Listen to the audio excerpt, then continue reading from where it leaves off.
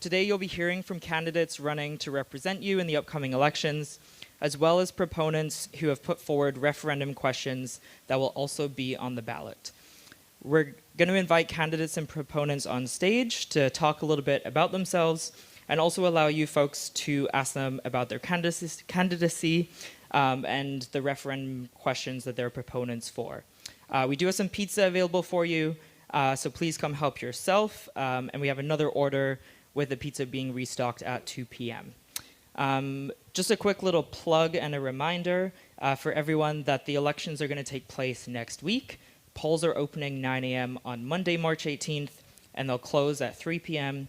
on Wednesday, March 20th. You can vote online, so watch your emails for the link, and it'll be great to have a huge turnout for the elections, both for candidates and for the referendum questions. My name is Josh. I work with UVSS Elections. I'm the Senior Electoral Officer. And it's great to see we have our three candidates and proponent up here on stage.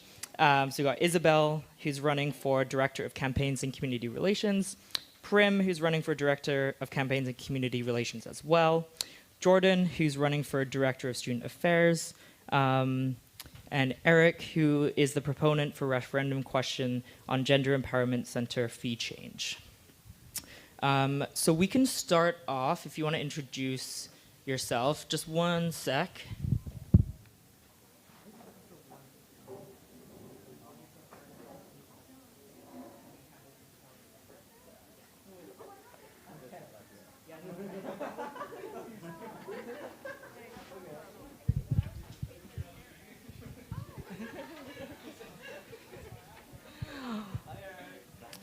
All right. Prim, would you be able to introduce yourself, tell us about the position you're running for, and explain what motivated you to run for the UVSS? Is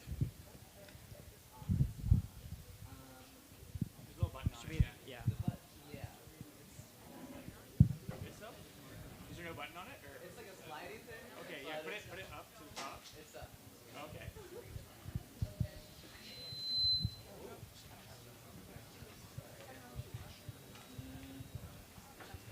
It's the standing thing. You stand, you say sitting, and just yeah. I think there's a lot of alternate standing if we stand, so. Yeah, that's true. You know what? For now. Yeah. Okay, I think it's better for everyone. Yeah, because we just set the bar now, but you can just sit down for the entire thing. We're all ready. You know, it's true. Yeah. Okay, awesome. Thank you. Howdy, champions. My name is Prim Goodacre, and I am running to be your next Director of Campaigns and Community Relations. I'm a settler here on the unceded territory of the Lekwungen Wasanich peoples, and I am a fourth year here at UVic. Oh, there we go. I'm running for this position for a lot of reasons. But the main one I'd say is that in my last 4 years at UVic, I have noticed, as I'm sure many of you have, that the administration and the government do not always have our best interests at heart. Now, I've been organizing around issues like affordable housing, better transit, accessible spaces, and queer and trans issues for years. And so I know that when a group of people who care a lot about something come together, we can make some change happen. So I think what we really see here is a narrative being pushed forward that students don't deserve the things that we really do. We really need better housing, we need better transit, and we need better food on campus. As someone who really cares about these issues and really knows how to make some change happen in this community, I'm really excited to push for this. Yeah, thank you all so much. Thanks, Prim. Hi, my name is Isabel Easton. I'm in my first year at UVic, so a little bit opposite side of the spectrum there.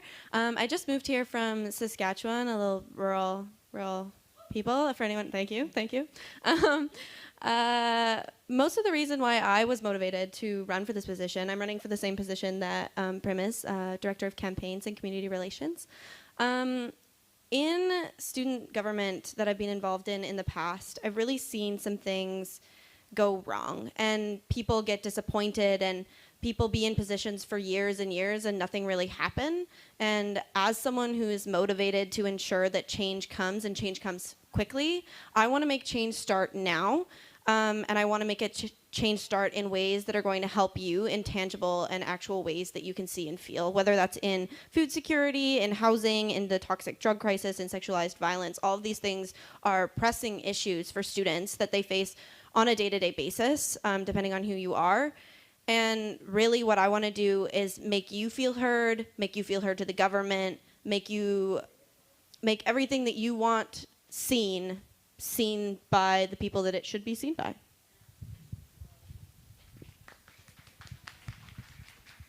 Great, thank you. Hello, everyone. My name is Jordan. I am also in my 4th year here. I'm studying software engineering, so a little bit of a different STEM approach to candidates. But yeah, so I've grown up here in Victoria. Pretty lucky. It's a great campus, great city, and I'm running for the director of student affairs. So a little bit different than everybody else, or at least everybody up here. But yeah, so I mean, like I said, I'm in my 4th year.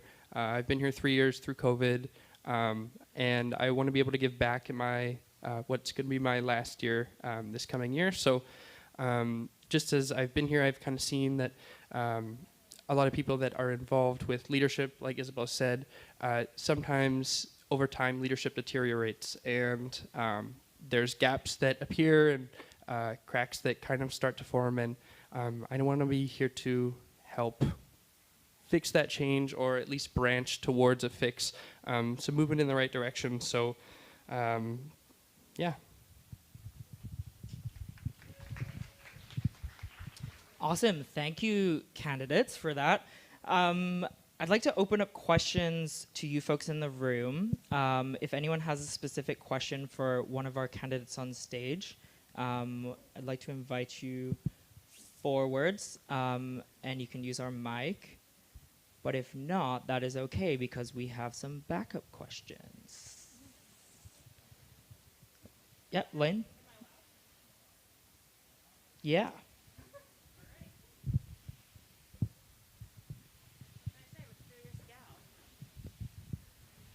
And is it, I'm allowed to ask specific questions to specific candidates, or do they have to be to all of them?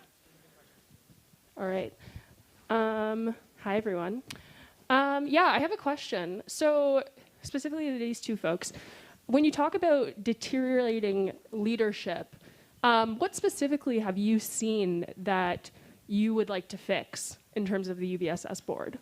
I would like specific examples.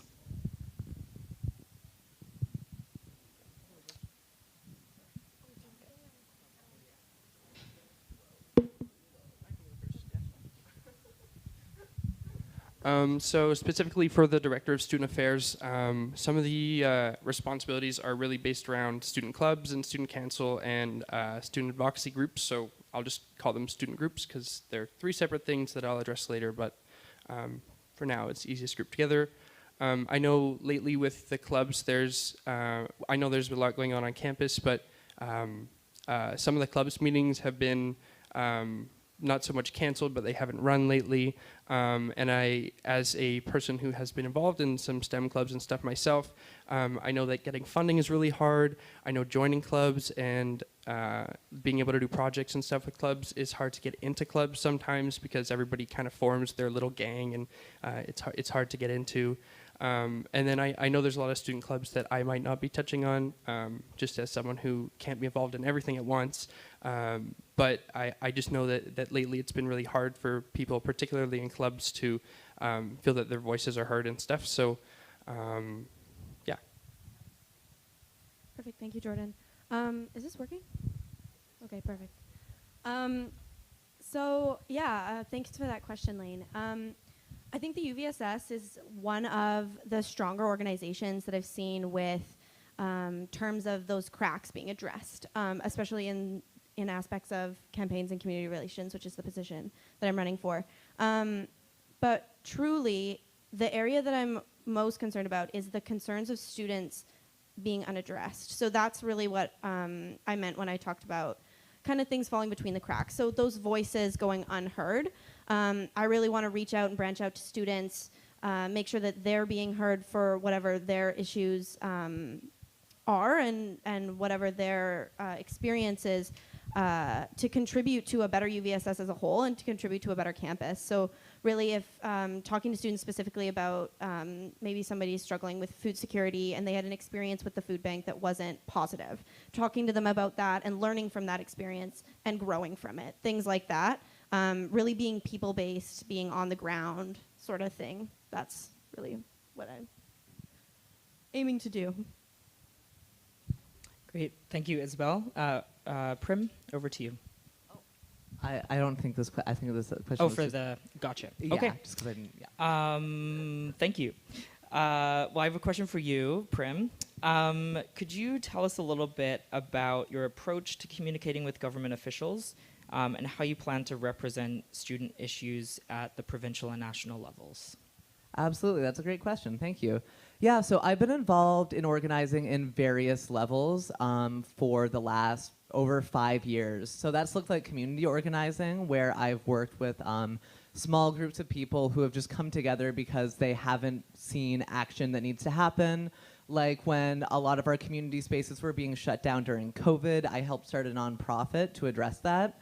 And so doing work that is sort of parallel to the government and providing the services that are being missed out on is super important to me. In terms of communicating directly to the government, though, I have had a lot of experience getting people motivated to go to City Hall to yell at politicians because there's been a lot of action that's been happening on housing, and they need to make sure that we need to make sure that students' voices are being heard on that level.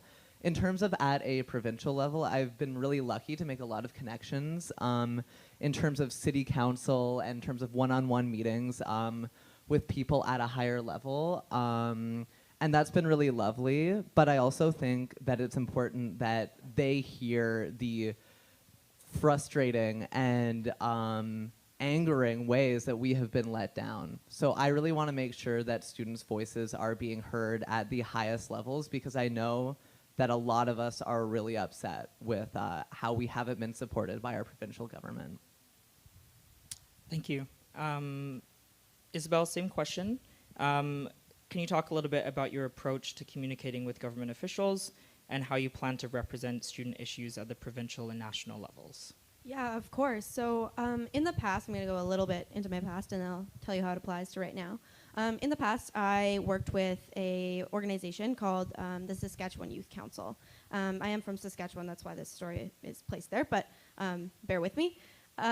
Basically, what we did was we met with the Ministry of Education on a pretty continuous basis, once, twice a week, and we talked about all things education and all things students' issues. And that sort of a program truly helped change happen in our province. Just recently, one English requirement was removed from a 20-level credit and a business course is now required so that students are more financially and ready for their life after high school. So a group like that, creating that sort of an approach to communicating with those provincial and municipal levels of government. So creating a group of students rather than just one individual, creating that diversity, bringing those diverse experiences into the government house and really explaining the, as Prim said, truly frustrating ways that we've been let down as a student body on the island and really communicating with those government leaders in that way.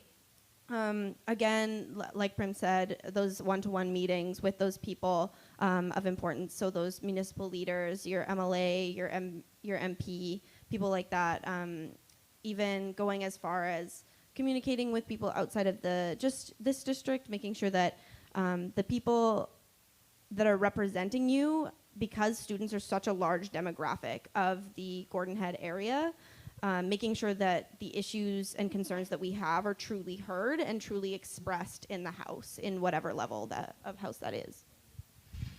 Awesome. Thank you for your answer. Jordan, question for you. You talked a little bit about this in your previous answer, but I'm wondering if you could expand a little bit on how you plan to support and facilitate the activities of clubs and course union councils and kind of your approach to making them successful? Yeah, totally. Just for a slight bit of background, sorry, I know this is getting long, but I've worked at quite a few different places, different levels of workplaces, so professional kind of corporation. I worked as service worker in the community, worked with kids, helping teach STEM. So I've kind of been on over, and I found that the best way to engage with people, whether in a leadership position or not, is through interaction. So that's meeting with every student group, meeting with the student council, meeting with those advocacy groups or course union and such, meeting with the advocacy groups.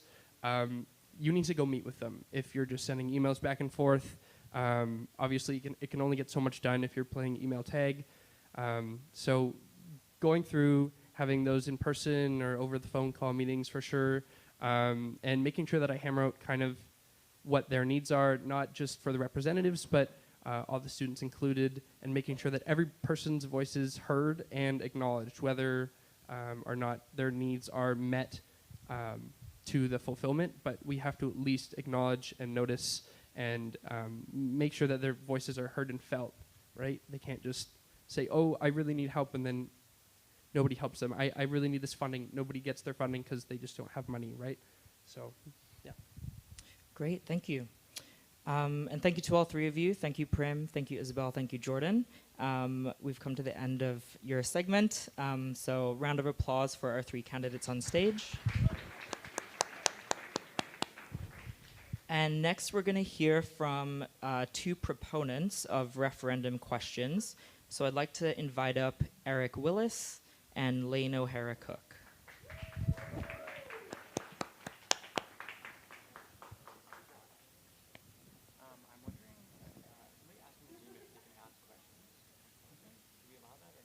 Yeah. If I give you my cell phone number, could you text me to me? Yeah. Yeah, let's do that real quick.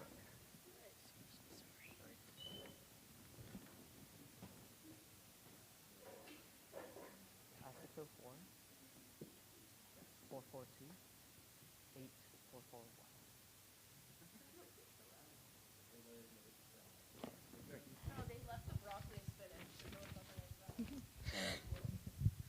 All right, thank you both for being here. Really appreciate it. We'll kind of do a similar thing again. If you can just introduce yourself and tell us what referendum question you are the proponent of and why students should vote yes to your referendum question. So, Eric, why don't you start? Cool, thank you. My name is Eric Willis. I use they, them pronouns, and I am a representative of the Gender Empowerment Center. It is one of the advocacy groups here in the Sub that tends to the needs of the self-identifying women, transgender, and non-binary communities. We're running a referendum. It is going to be, if it passes, the first one in 30 years. We're asking for a budget increase for $2 per full-time students and $1 for every part-time student. Our community is growing over the years, and it's really important for us to get this new funding in order to be able to continue offering the programs that we have for the last couple of years. We offer a huge supply of free menstrual, pregnancy, and safer sex supplies, and our communities have gotten used to relying on our resources. So for us to not be able to supply them anymore would be a huge loss, and I feel like our communities would really feel those losses in the relationships and our community strength that we've developed over the years. Yeah, so please vote yes coming up in the election period. It really mean a lot to us.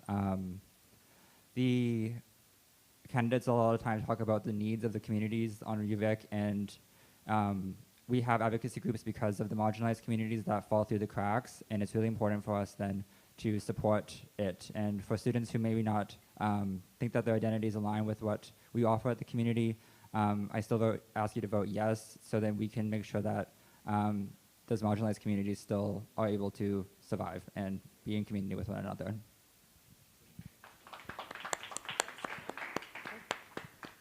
All right, I'm going to stand. Hi, everyone. My name's Lane O'Hara-Cook. I am the UVSS Director of Outreach and University Relations here on the UVSS Board of Directors, and I'm not running for election anymore, but I am the proponent for the UVSS operational fee increase question. Now, I just want to provide some context here before I start. So to be very clear, you have student fees that you pay every single term. If you're a full-time student, it sits just above $70. If you're part-time, you pay half of that. There is only one way that this fee changes. It has to go to a referenda question. So when I hear folks talk about, oh, we can just increase funding or decrease or cut funding, in the back of my head I say, I don't know what the fuck you're talking about. Because that's not how it works.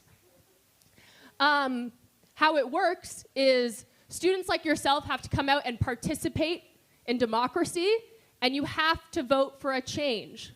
It doesn't happen unless you vote for it.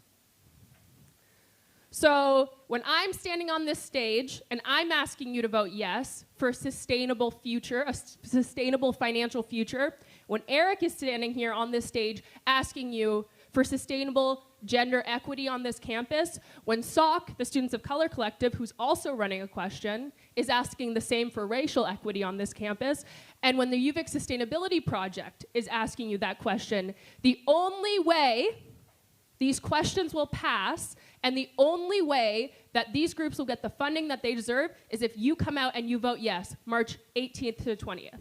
So let's start there.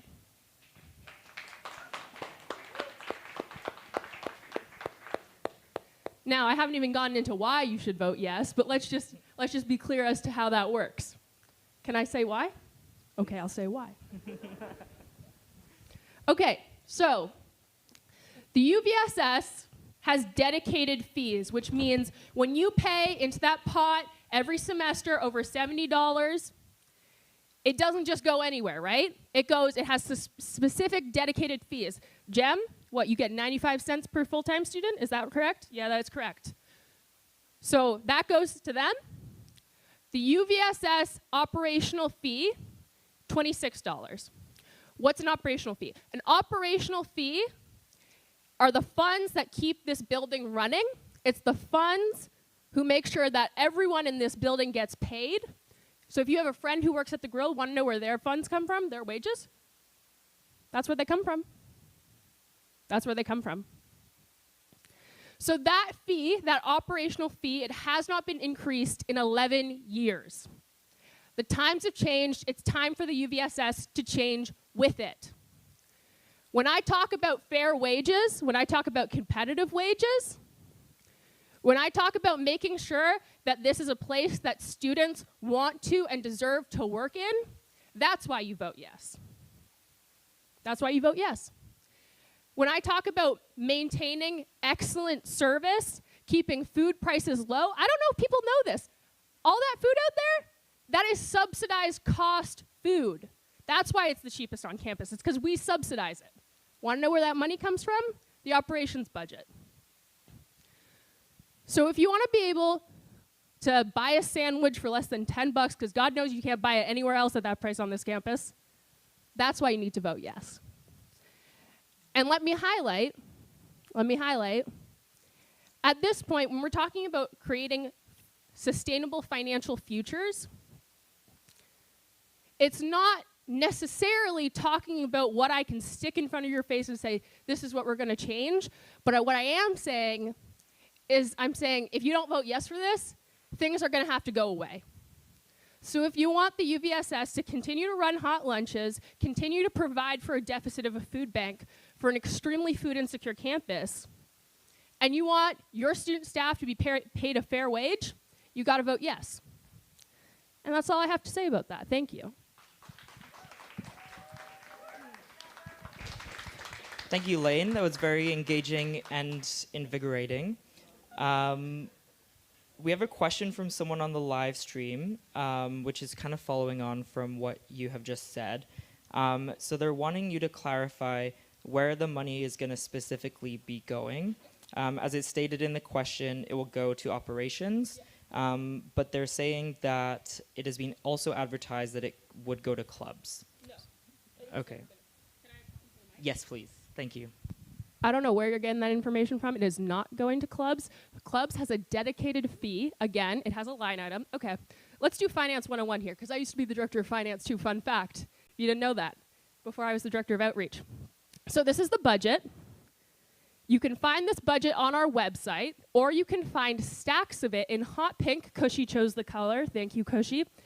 You can find this in the board of directors office. It has line items. So if you flip through here, you can see every single thing that this organization pays for. Clubs is not under the operational fee, so you will not find it in this fee increase. I don't think that's been advertised anywhere, because I've been running this campaign. Thank you. Great. Thank you for clarifying that. Would like to open up to questions in the room as well, if anyone has a question for Lane or Eric. Alrighty. Well, Eric, I have a question for you. Could you talk a little bit about measures that are in place or measures that you will put in place to ensure accountability and transparency in allocating funds generated from your fee increase?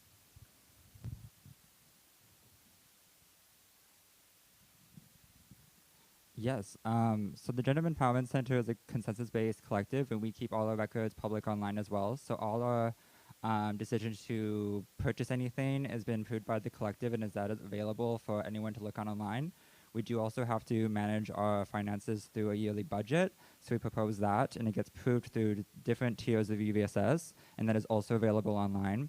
And yeah, all our financial records are online to be reviewed, and anyone's welcome to attend our meetings, participate in our collective meetings, and ask questions about where our money is going and be a part of that decision-making process.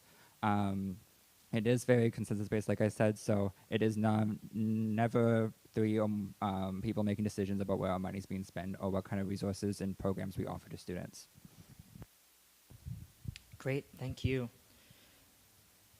We're going to move on to our next group, so a round of applause for Eric and Lane. Thank you. I had a last point. Sure, Please, really quickly. Please. Okay, yeah. So another thing that's really important to understand about UVSS finances, we are audited by an independent third party every single year. Once again, you can find this on our website and in the UVSS Board of Directors office. Every single year, a third party, Grant Thornton, right here, very credible, they come in and they go over everything and they check everything. And then at the end, they give us the stamp of approval to say, you are a financially sound organization who, as we can tell, are spending their money responsibly in the way that you said you would to your members. So, in the same way that the UVSS Board of Directors has these checks and balances, so does every single advocacy and affiliate group. So when we talk about financial accountability for GEM, not only do they have one hell of a lot of red tape that they have to duck over and under to get approval so that they can buy things, they also get checked at the end of every single year. So if there's one thing I can promise you, it's that there will be financial accountability, and there has been financial accountability for every single group who is running a referendum question this election cycle. Thank you. Thank you. All right. Next, I'd like to invite up Sarah Buchanan, who's running for Director of Events, and Harshita Sankar, who's running for Director of International Student Relations.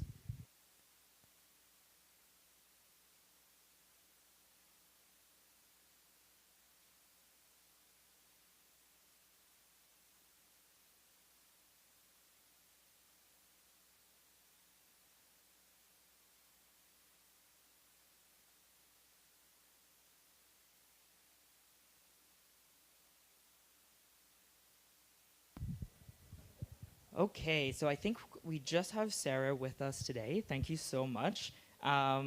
If you would be able to introduce yourself, remind us again the position that you're running for, and explain why you decided to run for the UVSS. Hey everyone, my name is Sarah Buchanan, and I'm running for Director of Events. Now, why did I decide to run? That's a good question. This is actually my third time running for a position here. Back before I was even a director at large, I was organizing, you know those little trans ribbon pins that you see everywhere on campus? I was putting those together. I was getting pride to do that.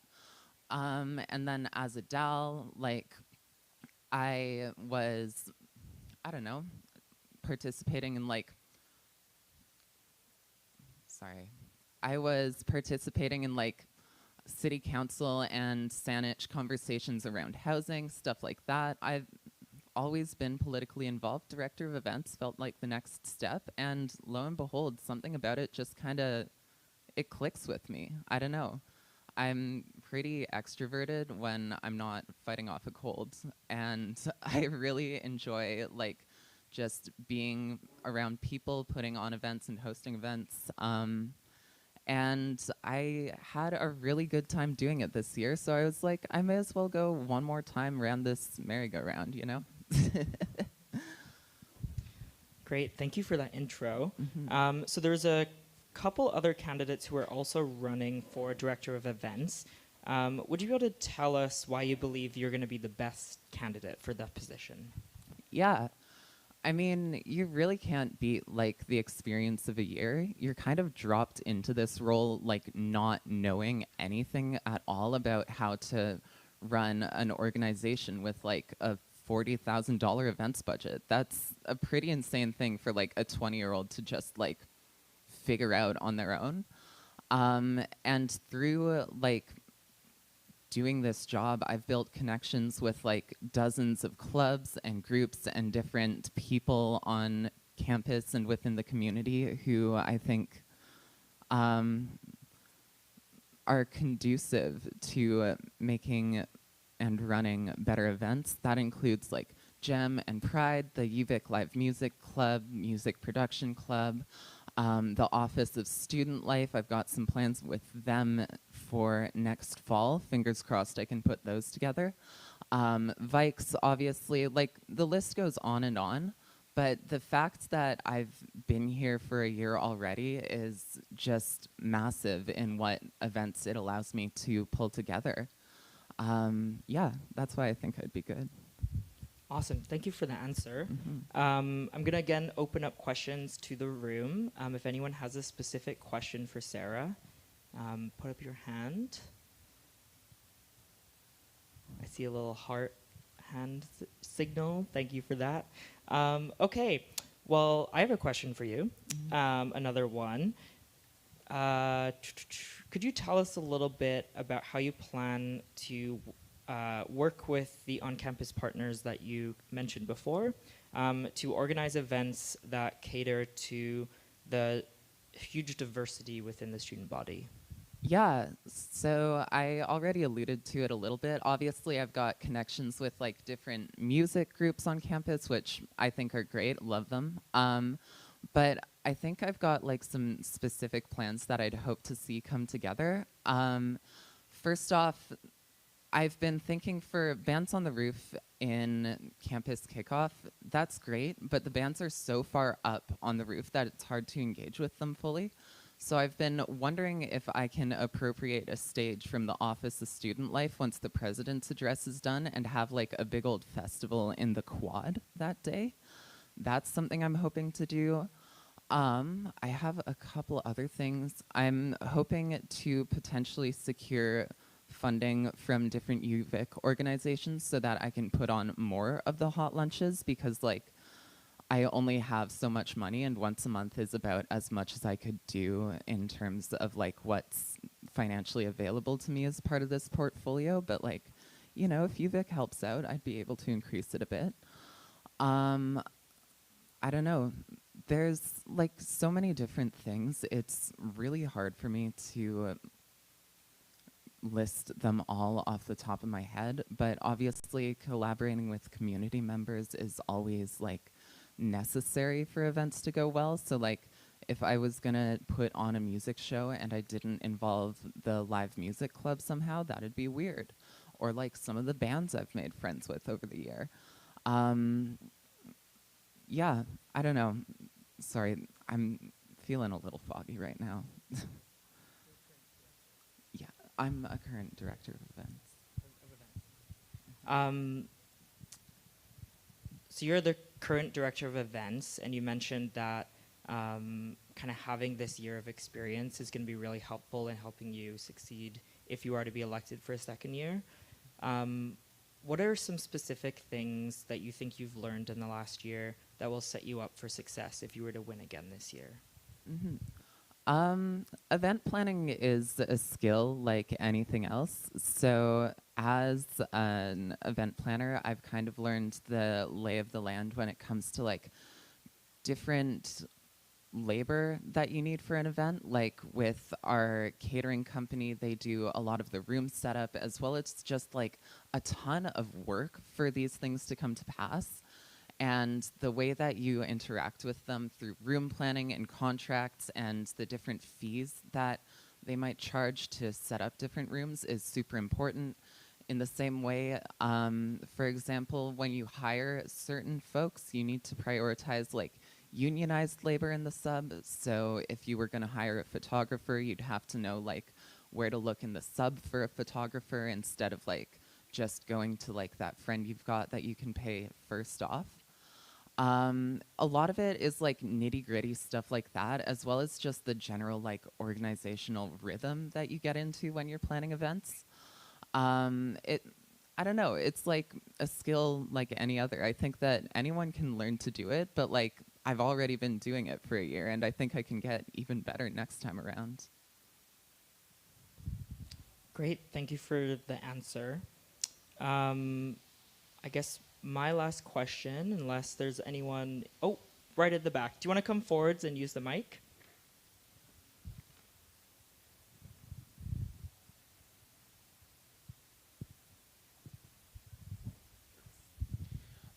On your platform, you have a statement to like divest and cease fire, and I'm just curious on, could you just elaborate on that? What you have a plan for? Or? Yeah. So the UVic Foundation, as well as their pension fund, I believe, have many, many millions of dollars invested in the military-industrial complex. And a lot of that is going to different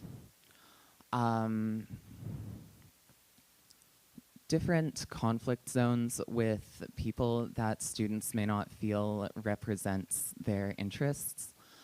For example, I think that we all know what we're talking about here. A lot of students, I've felt, are hoping for a ceasefire in Israel and Palestine. And I have engaged in lobbying efforts with UVic to help push them to actively ask for that, as well as to potentially divest from different companies which are manufacturing arms which will go directly into the conflict. I think that, like, all in all, the loss of human life is a tragedy, and I don't want weapons going to Hamas or to Israel currently, because the way I see it, if you cut off the weapons to that area, it will kind of make war a lot less easy to enact. And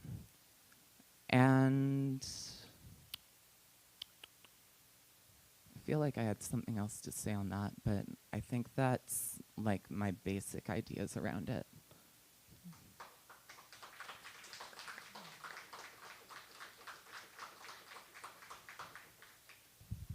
We have time for one more question.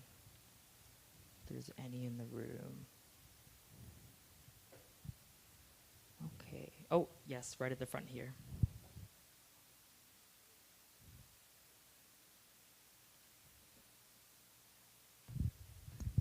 Yeah, can you talk a little bit about your experience blending like student advocacy and intersectionality with the events that you've run in the past year? Yeah, for sure. I feel like as a trans person, my life and everything I do kind of holds a certain level of political implication. So like in Sexpo, I put on the vendor market, I coordinated that and all that.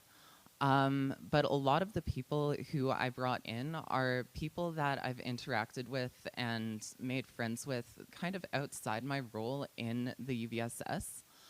But I think that's kind of how intersectionality works, in that, like, we all have our kind of social situation that we live in, and by using that to better our own circumstances and the circumstances of our community, we can create positive change for all of us.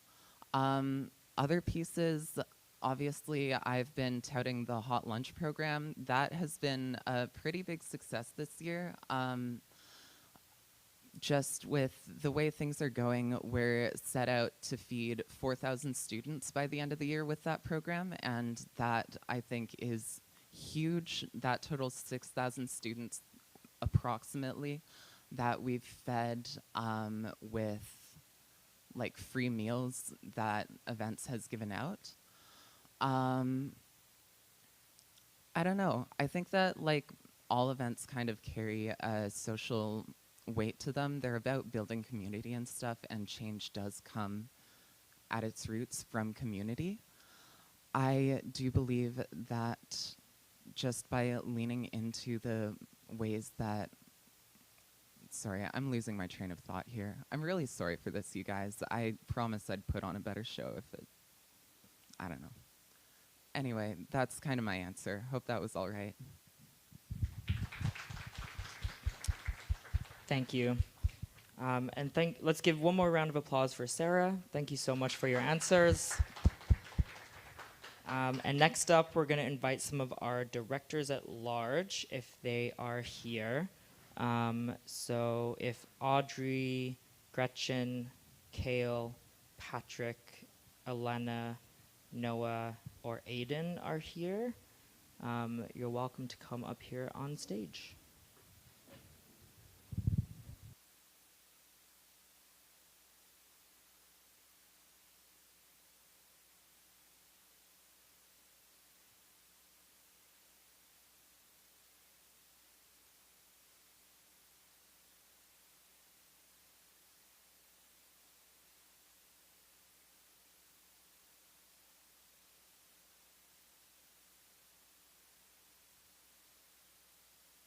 Okay, great.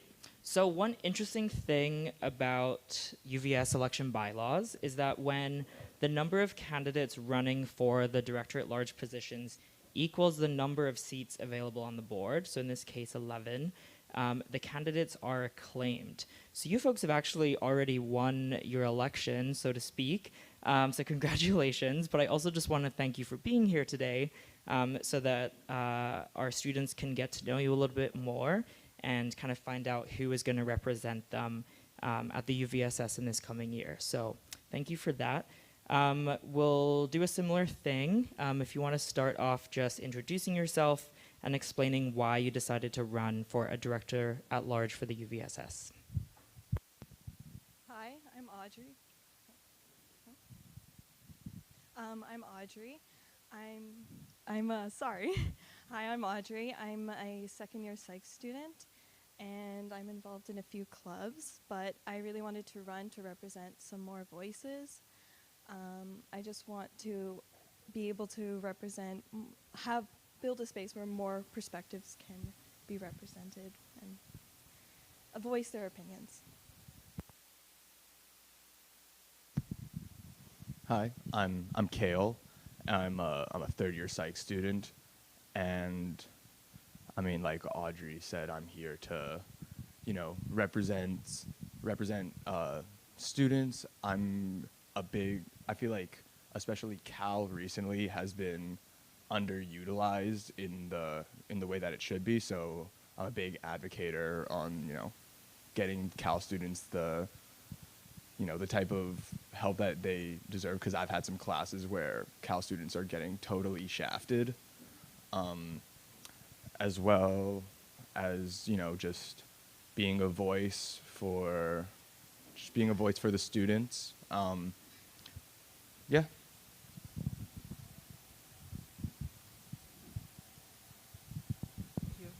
Hello, my name's Elena. I'm a third-year psych student as well. I decided to run for director at large because, similar reasons to Kale, I've been super disappointed by how the Center for Accessible Learning has been supported by UVic recently. They're overrun. That is not their fault. They do a lot of work for our students so that everyone has an equitable and comfortable learning experience here. And I really think that we need some more support for them because there are some scary potential changes coming up that would impact a lot of students here. I also have noticed in the past 3 years that we have so many wonderful people creating resources for UVic students, like all of these lovely people today who are talking about things they're passionate about. But I have noticed that a lot of those resources get underused sometimes or aren't really there. Not everyone is taking full advantage of them, and that's disappointing because they are amazing and we want everyone here to have the same access to them. And I think that it's no one's fault really, but I would love to make all of those resources more accessible, make the community a little bit closer here at UVic, and I'm really excited to be elected as a director at large.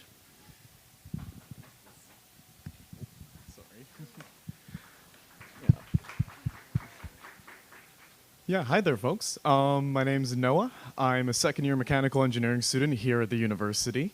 I haven't been involved with the UVSS in any capacity like this before, and as was explained previously, we were elected just by default, pretty much. But I'm really excited to work with everybody. I mainly decided to do this to try and represent and advocate on behalf of like my fellow engineering and computer science students, as well as societies and the clubs that are here at this university. They really make up a core of the student experience.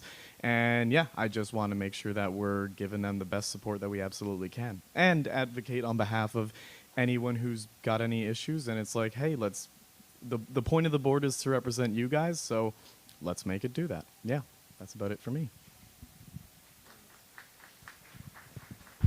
Awesome. Thank you all for introducing yourself. Any questions from the room for any of our DALs? Yes, over there. Do you want to come forwards and use the mic?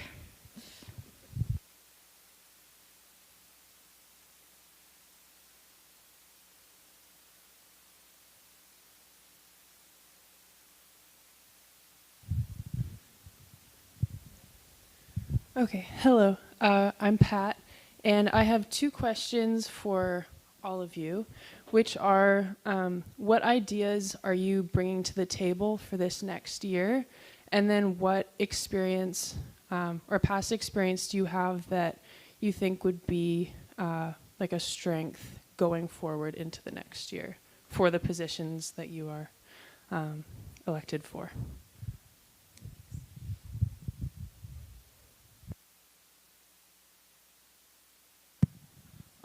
I'll speak on,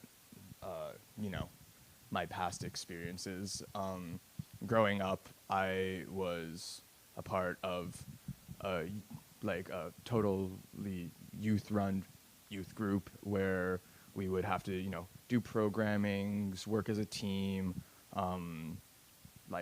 totally set things up. So I feel like I'm qualified to sit on this board because I've had experiences dealing with, working with others, making sure that things get done, and, just working for the better of the community.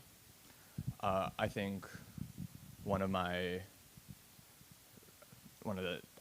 things that I want to get done while I'm here is in first year, I found that, we live in a very rainy type of climate, and often, it's just like damp outside. And I remember in first year saying, man, we need to get covers up on these smoke benches because they want us to be outside and not go by the buildings, which, totally fair. That's the rules. But I think while I'm on here, apart from, speaking out for, those people that need it and advocating for those is to get like some form of covering on the smoke benches so that, we can uphold those, rules that that are in place for people who, you know, who need that? To start off with, like, things that I'd like to work with is I want to work with on-campus organizations such as like the library and EQHR to align things that students would like to see. So like EQHR creating maybe working to have policies so that action can be better taken through the UVSS. In addition, I'd like to do stuff with the libraries. Like, I know for me, it really means a lot to walk in a library and see like things up for the thing that might be celebrated that month. So like Black History Month or Holocaust Remembrance Month and so on. So just really making sure that educational resources are taken advantage of. And I feel as though this position is really good because it will allow me to be pushed. I'm currently involved with an outreach in another club, and that's giving me the opportunity to work with a lot of students and work with building relationships, but I always feel like there's more ways you can improve that skill, and this is just another way to do it, and I'm really looking forward to work with that.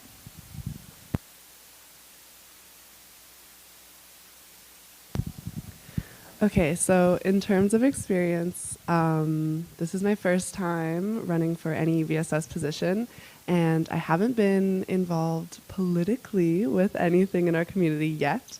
But I do have a lot of experience working with people, running groups. I'm on the executive board for the Traditional Music Club here at UVic, as well as being a senior representative for another trad music group in Victoria. I have a lot of experience working with people, teamwork. It is something that I value in myself, and I'm really excited to get to know the UVSS team. In terms of what I want to get done, truly just connecting people to the resources that we have here.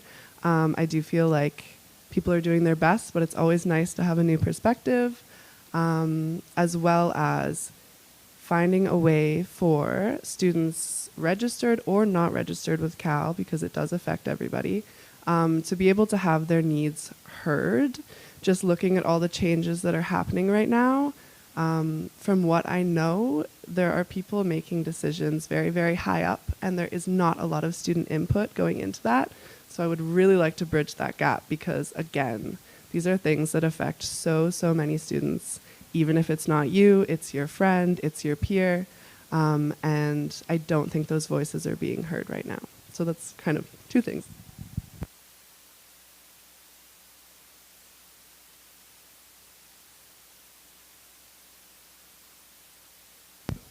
Oh, there we go. Okay.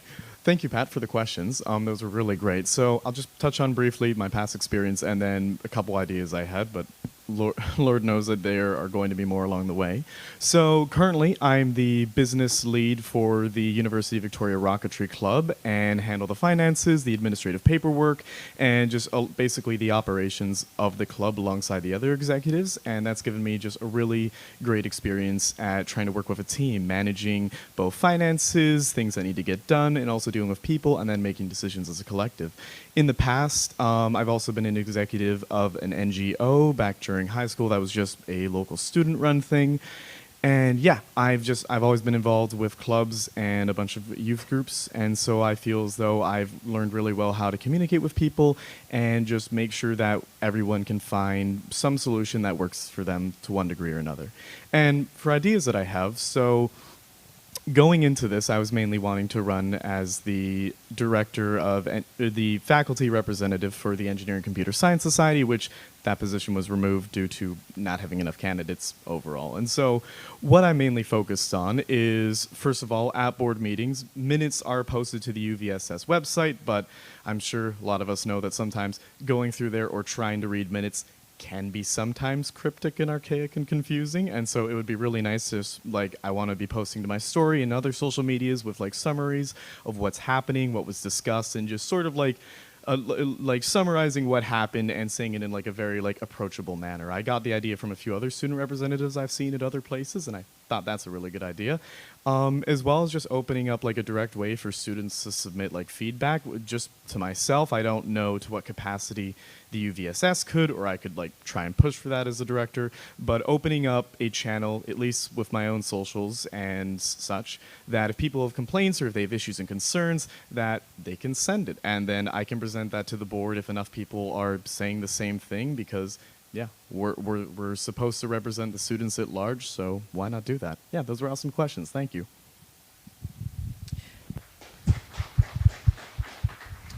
Awesome. Thank you for your answers. And one more round of applause for all our candidates on stage. We're going to take a short 15-minute break. We just had another order of pizza delivered, so please come help yourselves. And we'll be restarting our Meet the Candidates event at 2:15.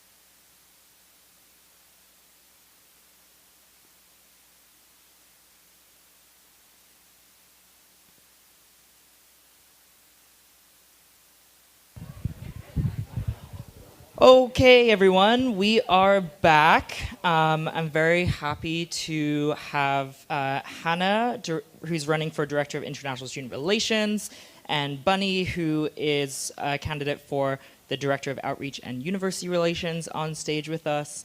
Can we give them a warm welcome?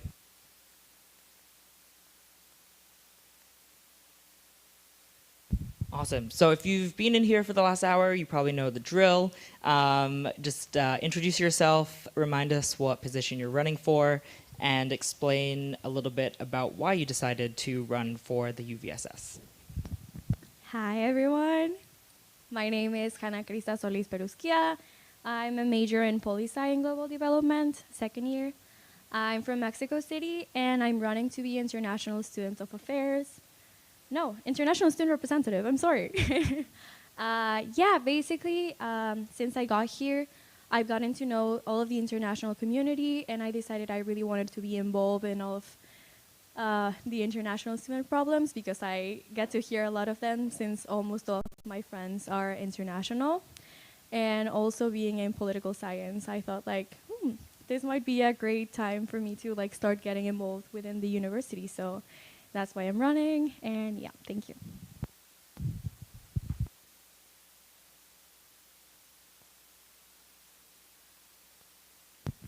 Hello guys, I am Bunny Williams. I use they, them pronouns. I am currently the Director of Student Affairs, and I am running for the Director of Outreach and University Relations. I am from the unceded territories of the Kwantlen, Katzie, and Semiahmoo Nations, and I have been on the Lekwungen Wissanic territories for about 5 years.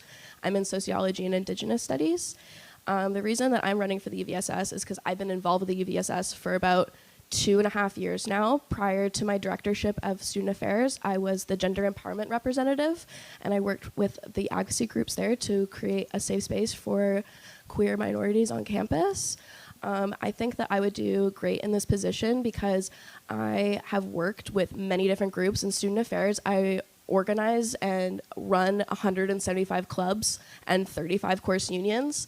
I have been able to create a safe space for all different types of opinions and life perspectives to come into a space and work together to create an amazing campus community. And I think that my role as outreach can do that more and amplify the student voices. Students are really loud with what they want, and I think that I could be a great person to hold the microphone up for them and create easy pathways for them to do what they need to do on campus, because we have such amazing groups here, and I want to continue my work with them because I love all of them. So, yeah.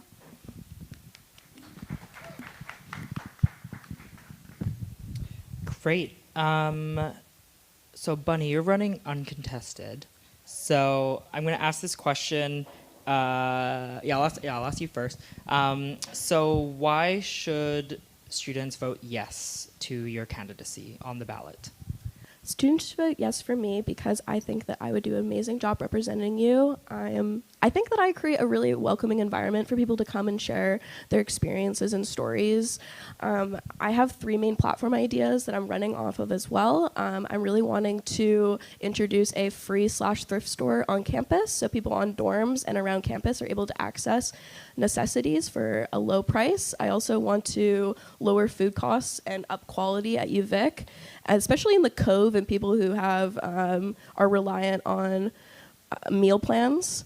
And then third off, I want to I want to expand the EQHR policy on the sexualized response policy so that it includes off-campus incidences, because you're a student on and off campus and you deserve accountability and respect. So yeah, I think that's why people should vote for me. Thank you.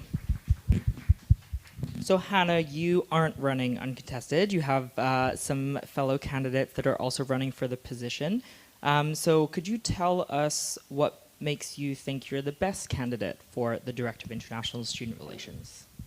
Of course. So basically, I don't have the pleasure to know any of the other candidates, so I'm sure they're also great, but I'm going to speak from myself. Yeah, when I got here, this was like my first time in Canada. I had no idea what I was doing. And honestly, at first, it was pretty hard, and I had like no support. And then when I started meeting my friends, that I'm grateful to say that almost all of them are international, it was great for me to start getting a community. And that was when I learned like the meaning, like the true meaning of what having a support system and a community away from home was.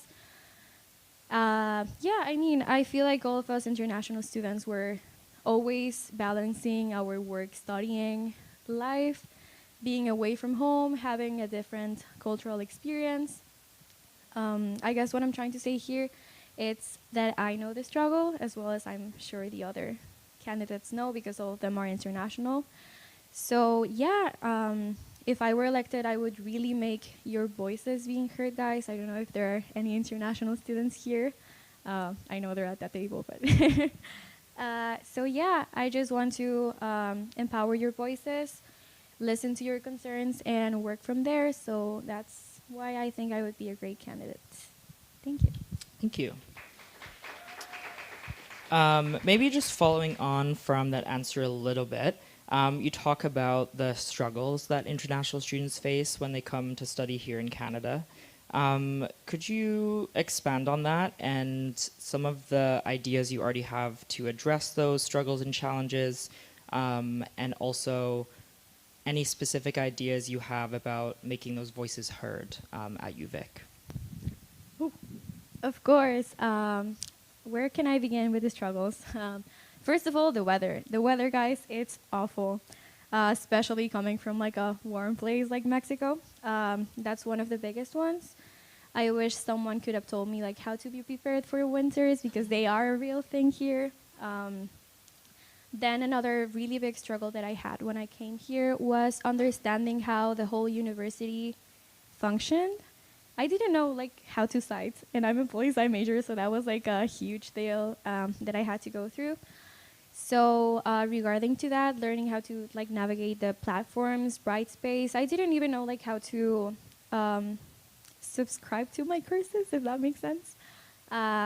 So one of the ideas that I have, it's basically creating a platform or courses, but like from student to student, because it's completely different when the university is telling you what to do than when a fellow international student tells you how they navigated like their way into getting to know how the university and the platforms work. So that's one thing that I would like to do there. Then also within community, in the community building, I'm really passionate for food, and I know that the food community here, the community garden, I think. I'm so sorry if I'm butchering the name. I had the privilege to go to one of their food things last week, and I had like an idea of like creating with the global development I'm so sorry. With the global community, like a way to have like dinners where all of the international students could like bring something that from their home country or their hometown. So yeah, like finding different ways, different events for us, for the global community to be involved. That's like one of the ways that I would try to do that. Yeah. Awesome, thank you. Bunny, question for you. Could you tell us a little bit about how the experience you've had this year on the UVSS board, how you think that that's going to prepare you to be successful in like I said,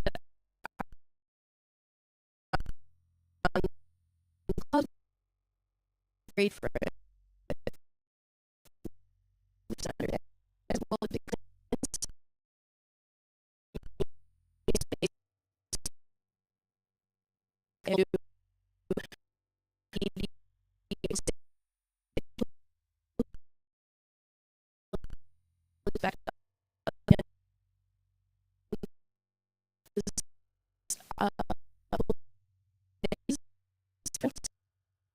so we can also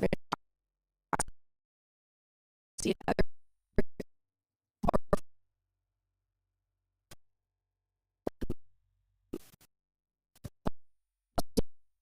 to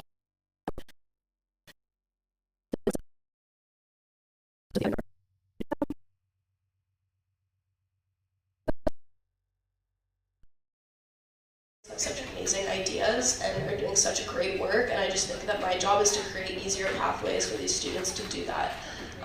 So that's why I think that I would do good. Great, thank you. I'm going to open up questions to the room. If anyone has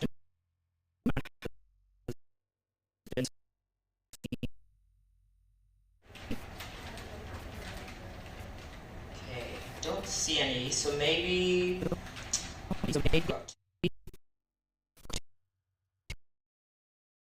about elevator pitch about like if you could sum everything up, or if there's something you haven't been able to say yet about why people should vote for you.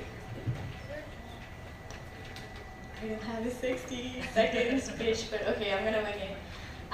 Yeah, so basically UVic has more than 4,000 international students.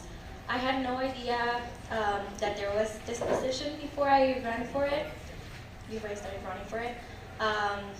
I think it's really important for us international students to understand the resources that are available for us, not only the ones that UVic have, but like the really important ones that the UVSS has.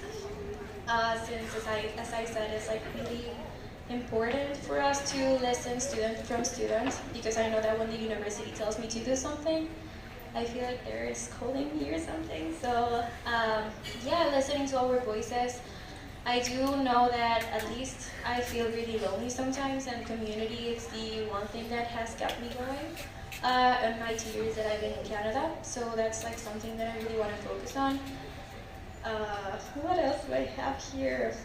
Awful weather, yeah, already said that. New culture, everything's new. Yeah, also like learning how to be an adult here. I didn't know that I could do my taxes and that I was getting like reimbursed money. So, so yeah, stuff like that. Thank you, Josh. Great, thank you. Okay, Bunny, why don't you finish us up here?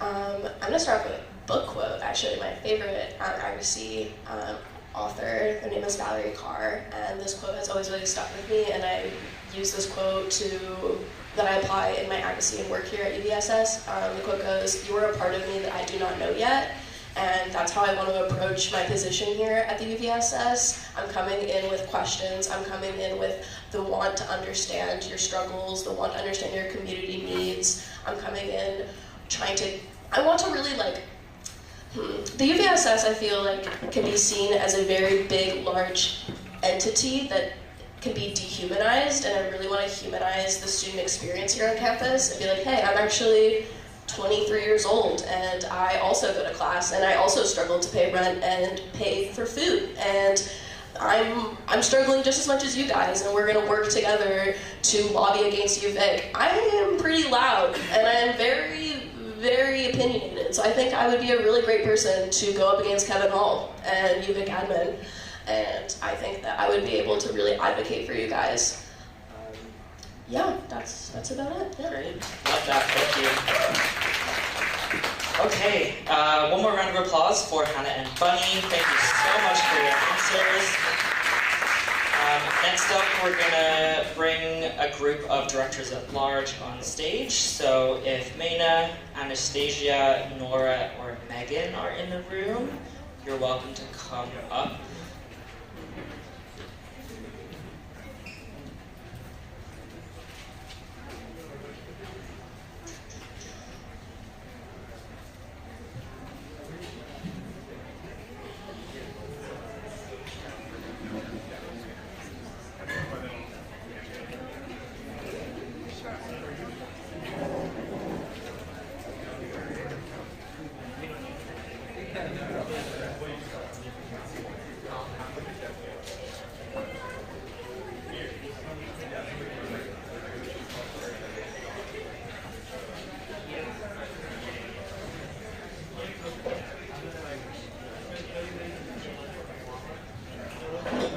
All right, so I think it looks like we just have Nora joining us today. As I mentioned, the last group of DALs that we had up here, the UVSS election bylaws just acclaims the director-at-large candidates if the number of candidates equal the number of positions.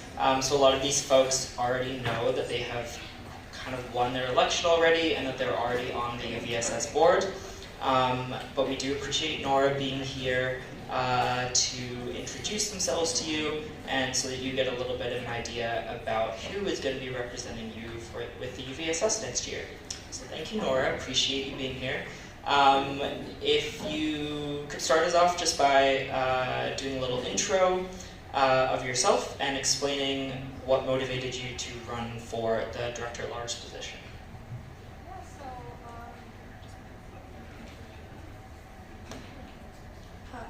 I'm Nora. I'm a first-year student in engineering, and I really wanted to run for this position because I felt like as a first year I didn't really know a lot about what was happening within the UVSS, and many people I talked to also didn't know really what was going on, so I thought that this could be a really cool opportunity to become more involved within the UVSS and the community, and then I also thought that in this position I could have a possibility to make some cool impacts and help out other fellow students. Great. Could you tell us a little bit about how you intend to engage and represent the diverse interests of students at UVic, kind of being an at-large position, kind of your ideas on representation and being that voice?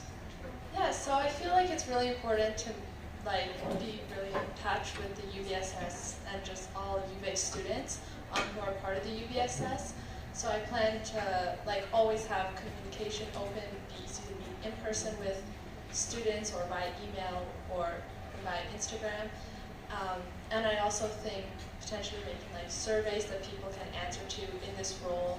Like if I come up with cool ideas, posting it, asking people to answer.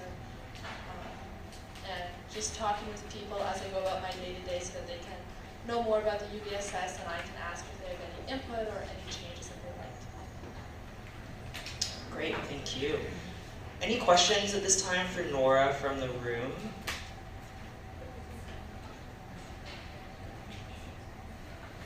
Doesn't look like any, so I have one more question for you. Could you talk a little bit about any projects or ideas that you specifically kind of are coming in wanting to change or start or do, and how you think that will benefit UVic students? Yeah, so one thing, like I said earlier, is I think that a lot of people don't fully aren't super involved in the UVSS, so I think increasing student engagement is one thing that I really want to work on, and ensuring that there's more opportunities for students to partake and have input into UVSS decisions.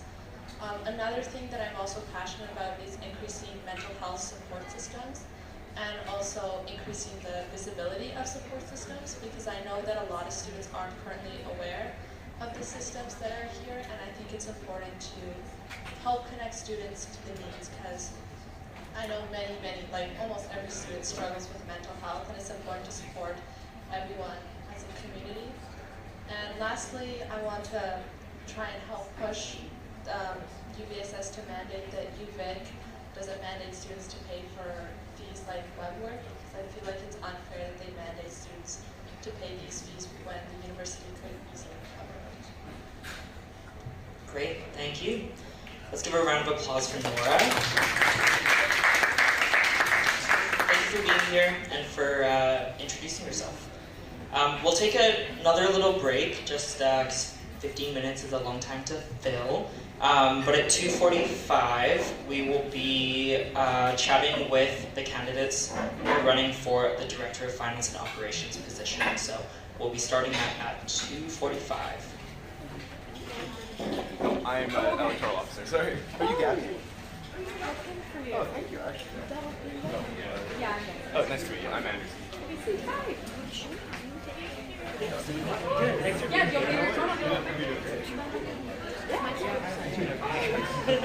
No problem. No problem. Which one would you like to sit Awesome. Good luck.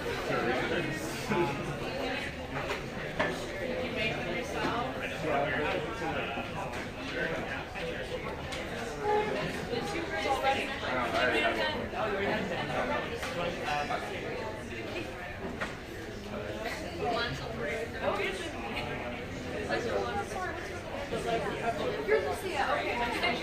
You know?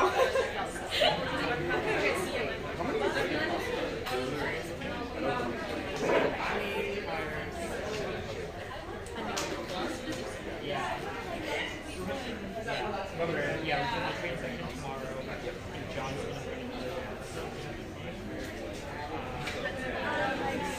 No, just be honest.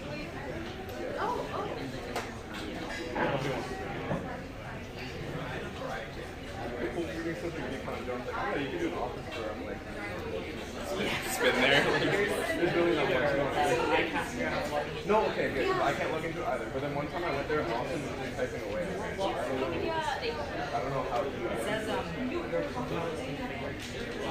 don't know if you need to like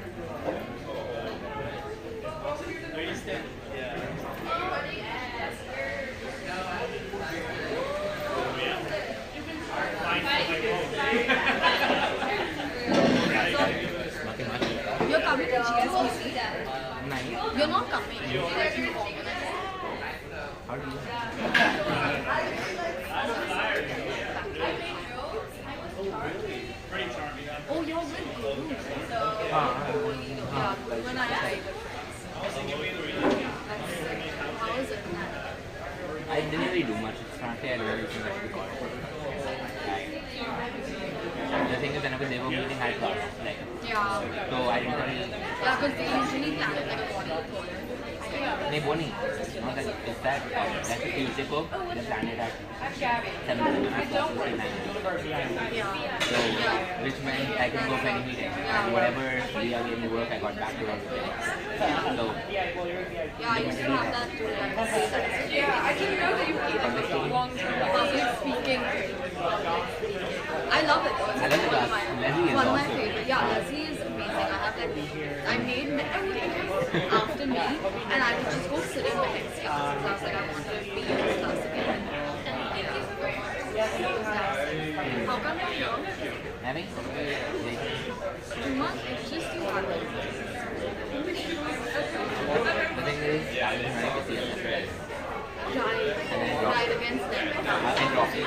Then we got against the Johns. How? Then we got against. The reason for at the point when I was running, I didn't have knowledge of yet. Within 2 weeks after that, I knew every inch of it. Yeah, but I don't think it was that much about CFUV. It's more about every question. Not every question. Yes, every second or But also I don't know why. But obviously the thing is, population has popularity we have, but right drop that. Because I even there.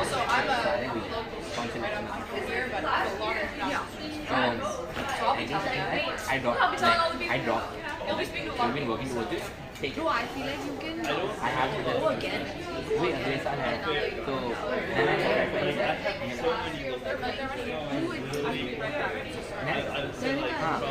I was like, I want to come like Cody. Like,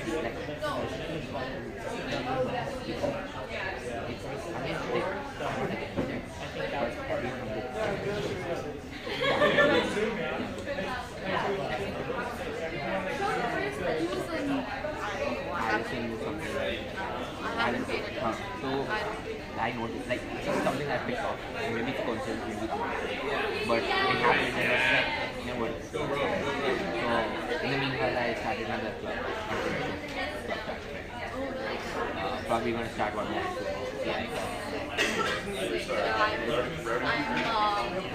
I'm going to be exchanging. I'm double specializing.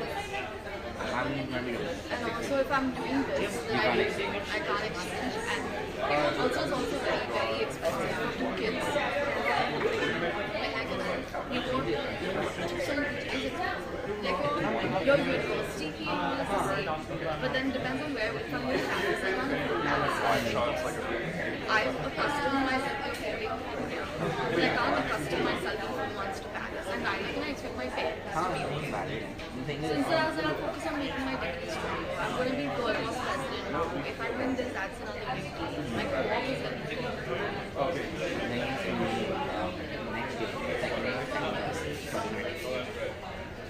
so that will have exchange in my mind and that gives me an option to not go but back they to only the do one exchange though.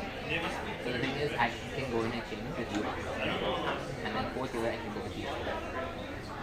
So Yeah. now I'm just spending how much We're running for finals. Okay, we're about ready to start. Kind of make your way up there.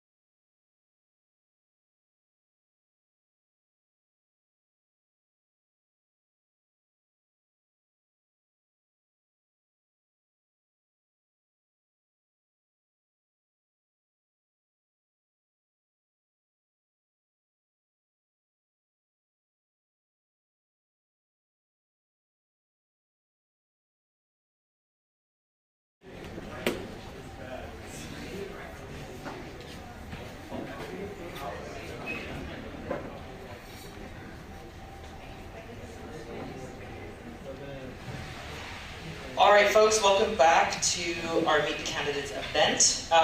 We have the 3 candidates for Director of Finance and Operations on stage with us. Introducing Riley, Meher, and Kushi. So give them a round of applause and make them feel welcome. And then we'll go just kind of down the row. If you want to introduce yourself and explain part of the motivation for you running for the Director of Finance position. So hi, my name's Riley Michaelchuk. I'm a second year economics student, so obviously all things like business, finance, that's up my alley. I have prior experience working with finance and business in running my own nonprofit in Ontario, so I'm very familiar with like running financial documents and just like planning budgets and just like the entrepreneurship side of things, as well as like working with people, as I had to work with my community, and I had to reach out to like different groups to get support. So like that kind of stuff is like really up my alley. And I know that like financial documents can be something that are like very like, I guess, hard to read when you don't know anything about them. So that's kind of like my push for, I want to like make it more accessible and more easier to understand for students, everything with the budget and financial documents. Awesome, thank you. Hi everyone, my name's Meher. I am an international student. It's my 3rd year at UVic and I go to the business school here. I want to be an accountant, so I think it's pretty self-explanatory why I'm here trying to run for finance and operations. But I think the bigger reason is when I came here as an international student, I had no clue on how the basics work. How do I get a credit card? Where is all the money going? Who is taking care of my insurance? What's covered in my insurance? And these are questions that I think every student, not just an international student, every student has a right to have these answers and have these answers ready in front of them, accessible whenever they need it and as many times as they need it. And that is something that I'm trying to change if I win. Yeah, that's all. Thank you. Great, thank you. Hi, everybody. Hi, I hope I'm audible now. I'm good? Okay, awesome. Hi, everybody. I am the current UVSS Director of Finance and Operations. I'm a 4th year economics student, specializing in finance and business, and I have been working in this role for a year, which was pretty obvious, guys, sorry. And I am an international student from India. I love finances. I love pink, so I made a bunch of sheets pink. I also I love finance, and my main motivation for running this year was to increase accessibility towards finance. Like, I know a lot of people have questions about it, candidates have talked about it.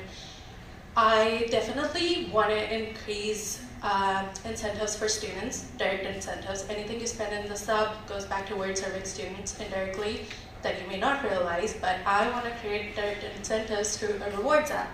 Unlike a lot of the times when we do coupon books already, we forget about the coupons, right? Like, you don't know when they expire, you don't remember, you don't know when you're spending money in the sub where it goes. It goes towards serving you, but also to an added layer, it will go towards getting you points that you can use for, I don't know, like food, maybe some popcorn at Munchie Bar, and maybe some coffee.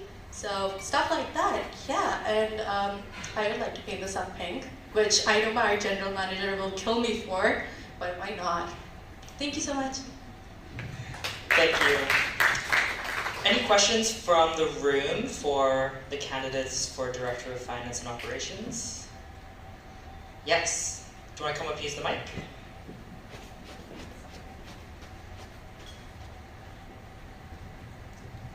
Thank you, guys. I'm curious just because I personally don't know a lot about finance, don't know a lot about the UVSS's finances, so I was curious about, for all of you, even though Riley you mentioned, but I'm curious just for all of you about like financial literacy for students and how you kind of want to do like outreach with students so they can understand what the UVSS, its finances, where their personal money's going, all stuff like that.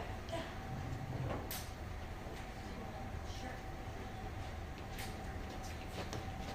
Yeah, I think like maybe just implementing something like maybe like financial workshops, or even just like opening up like office hours to like chat with students about the financial documents, I think could be a great help, because there's obviously like a gap that needs to be bridged.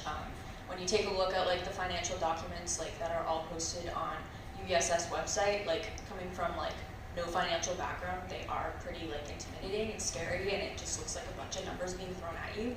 So I think that that would be something that would maybe help, and maybe like if I were to be elected, maybe like condensing the documents or making them a little bit more easier to read could also be something that might help. So I have a slightly different approach. I think when you Google UVic budget, it's right there. The issue is you don't know how to read it. You don't know what it says, you don't know what it entails.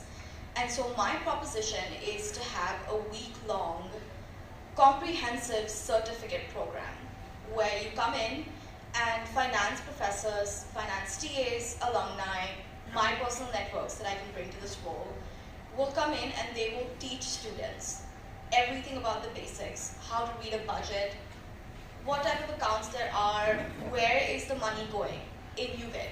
Go through the UVic budget with you, see where your money goes.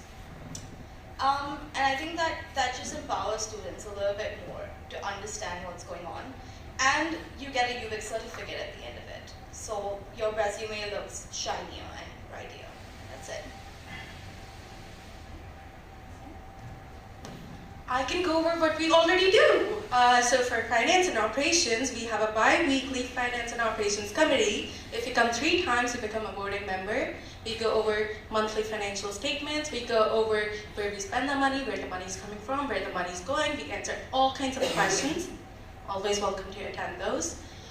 Also, one wonderful thing that we do is talk about the audit and the budget at the annual general meeting, which is a presentation I gave this year, which is also available on our finances tab under our website. To make, I understand finances can be crazy, it's a lot of numbers, can be sometimes inaccessible. So to make it easier, I have also put the presentation up in there. It includes a graph, it also includes points as to why is it lower this year, why did the money go up, why are we earning more, why is the projection better or worse. So I think these are some pretty good measures if you look into them quite closely. Another thing, what I would like to do instead is maybe have a small graph every month when we do the financial statements, put it up on the UVSS stories. If that is something students would like to see, I am more than happy to do that if I get re-elected. Thank you. Great, thank you for your answers. Any other questions from the room for our finance and operations folks? I don't see any. Well, I have a question for you all. Could you tell us a little bit about how you plan to ensure transparency and accountability, not just with displaying the finances, but actually managing the finances and controlling kind of spending and that sort of thing? Yeah, so I think obviously the UVSS, like the financial documents are pretty transparent as they are posted online, but I think it's really going to come down to like just taking a look at where all of the money is going and just like reevaluating if there's any reassessment that needs to be done, obviously do that. And I think something else that's really important is collaborating with students on that, and if there's anything that like students think should be re-included in the budget, or if there's something that they would like to see, which that's something I aim to do, is to provide like a face that like students can come to, whether that be in office hours or reach out via email or Instagram or something like that. Just obviously like incorporating more student collaboration, I think would be helpful. My way of looking at this would be to have open budget meetings before I send out the official budget for the year. I would like the student body to go through it, because even though I can be director of finance, I cannot be a representative for every single person in the student body. And I want to make sure that every single person is accounted for. I want students to be more involved in the actual decision-making process. I think once the budget is created, yes, students can have complaints, can have suggestions, but they have to wait another year until the next budget comes out for the suggestions to actually be implemented. But that could be changed if the student body is allowed to take a look at the budget before it's been finalized for the year. Yeah.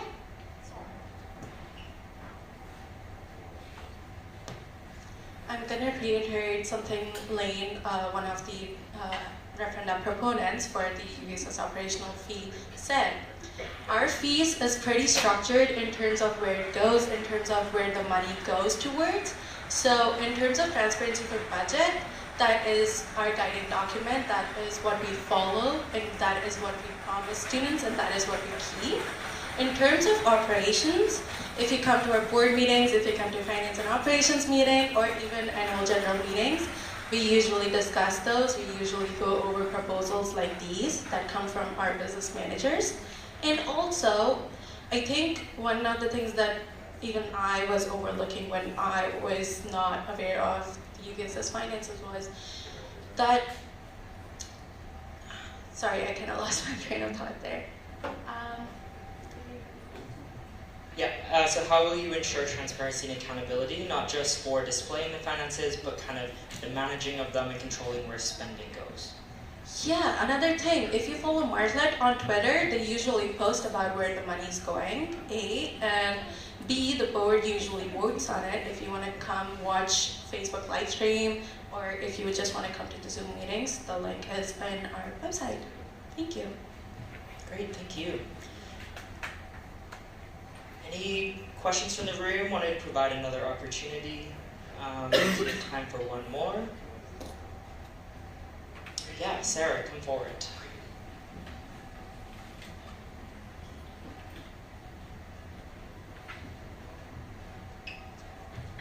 Hey, so last year, the year before this one, we saw the finance portfolio implement the most comprehensive gender-affirming care in Canada. And I'm wondering if you guys have any plans for either the insurance that finance deals with or different systems like that. Just boiling in the back of your head. It doesn't have to be anything huge. Just curious.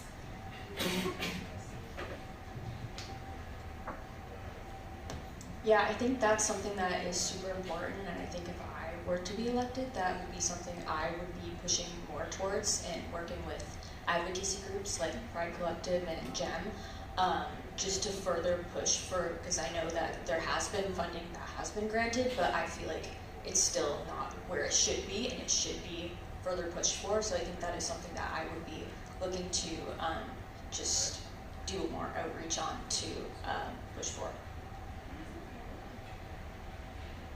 Follow up to who?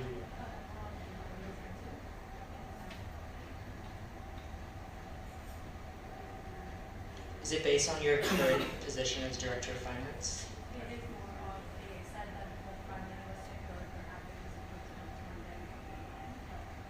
No, I just mean about the funding that was for the gender affirming care, like the insurance. Yeah.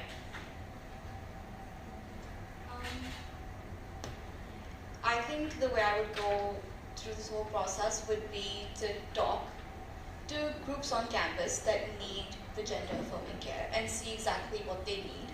Because if I have a clear idea of what they need, that's the only way that I'll be able to implement it. And then that way it also makes it easier for me to know how much they need.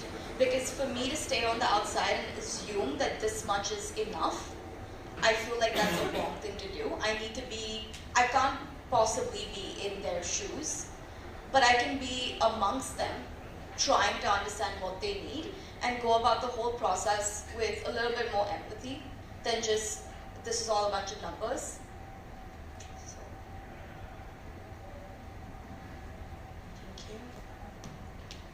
So regarding insurance and gender affirmation care, I was so happy to see that. That is something our previous Director of Finance and Operations, Lena O'Hara-Cook, did.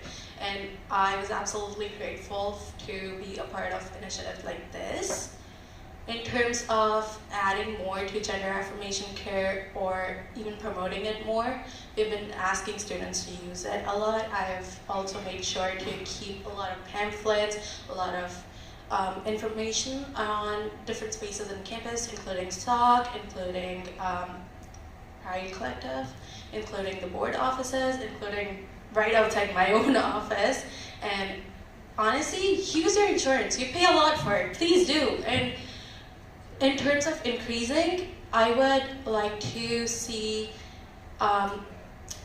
caps for things instead of limits. For example, if you go to the dentist and I want to get a simple extraction, I don't want to be like, oh, I can only spend $200 on it. No, because people have different needs. You cannot describe what a simple extraction or a complex extraction can look like. Like, I might not need a complex one, but I need like 2 simple ones, and I might use that funding for a simple one. So I'd like to create caps on, for example, I get $200 total for dental instead of 100 for a simple extraction and 100 for complex extraction, instead of being like, oh, you just have like those limits. So if that is something that is more beneficial to students, I would be happy to do that. And I would love if you guys use your insurance more. If you have questions, you can contact me. You can go to the student care office in our building. They're a pretty wonderful team. And I've honestly loved having Sarah and some of our board members come up and talk about gender affirmation care to me. And that has brought so much light into what the potential for this particular program can be. And thank you, Sarah, for your question. Do you have a follow-up? No, not particularly. I didn't necessarily mean that to be, oh yeah. I didn't necessarily mean that to be like, oh, do you plan to expand gender affirming care? I was more like trying to ask if there are any gaps in the insurance that you're like hoping to fill. But if you've got a different answer for that, that'd be sick. But if not. Does anyone want to answer that, or do you feel pretty good? I'm going to be pretty honest here. I don't have a lot of knowledge about what that looks like. But what I do have is curiosity, and I want to learn.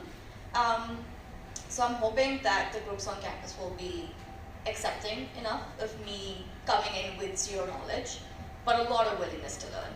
And hopefully from there, we'll be able to create something that's better. Also, while we're all here in the room, this is not related to my campaign, but related to the question. We also have free mental health coverage through dialogue, conversation, a part of our insurance program. You can use it anytime. It's downloadable on your phone. They will probably video call you or just text you.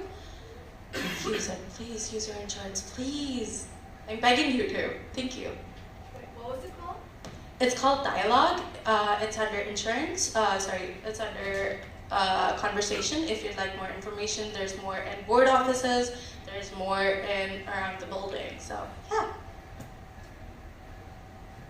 Okay, great. Let's give a round of applause to our Director of Finance and Operations candidates. Thank you so much for being up here. And next up, we're going to hear from 2 referendum proponents. So I'd like to invite Anna King, proponent for Students of Color Collective Fee Change, and Madison Asante, proponent for UVic Sustainability Project Fee Change, to come up.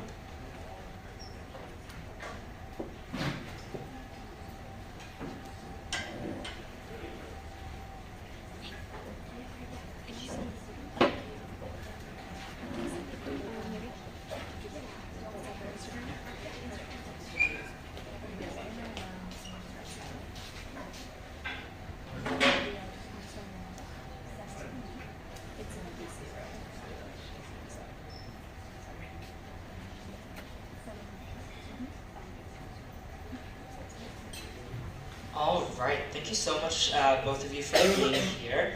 Probably know the drill by now. If you just want to introduce yourself and say what referendum question you're the proponent of, and let us know why you think students should vote yes to your referendum question. Hi, my name is Maddie. I use she, her pronouns. I'm the UVSP proponent for our referendum question this year. I think it's question number 3. So I think I'll start by just giving a little spiel about like who we are and what we do. The UVSP is the University of Victoria Sustainability Project. We're an affiliate group, which means that we receive a small portion of funding from student tuition to put on sustainable recreation and event programming for and by students. It's a really important club to me. I've found so much community through them, just being able to engage with other young people who are concerned and also excited about the environment and spaces around us. and like being able to get outdoors with other young students who are like passionate. Yeah, so we haven't had a funding increase for 21 years now, which is kind of crazy. Our club has expanded and grown so much in like, even in the time I've been here, we've grown so much. When I joined the board, there was probably 8 active members, and now at board meetings, which we have weekly, there are upwards of 20, which is really, really cool to see. We have 3, 1 full-time staff member and 2 part-time student workers, which is really, really cool. And we want to pay our staff livable wages and also put on programming, but with our current funding, we can't do that, and that is kind of like sad to see. So yeah, we are asking for a 80-cent increase for all full-time students or undergrad students, and a 40-cent increase for all part-time undergrads. So, yeah. Hi there, I'm Anna King. I'm a 4th year English student, and I am the proponent for SOC's referendum question. SOC stands for Students of Color Collective, and so I'll tell you all a little bit what we're about. We're an advocacy group on campus. That is kind of in the title. We're aimed towards students of color on campus, and we provide lots of programs and events that happens in our lounge or around the sub. And we want to provide more peer support programs, more funding towards community fridge and potluck events so that students have accessibility to cultural foods on campus that they may not have the funds or have are unable to find around the city or on campus. And we want to just provide more opportunities for community among students of color on campus, as I'm sure for anyone in the campus it's a little bit hard to find others who can relate to the issues you're facing, and just general joy that you might not find as Victoria's predominantly white city.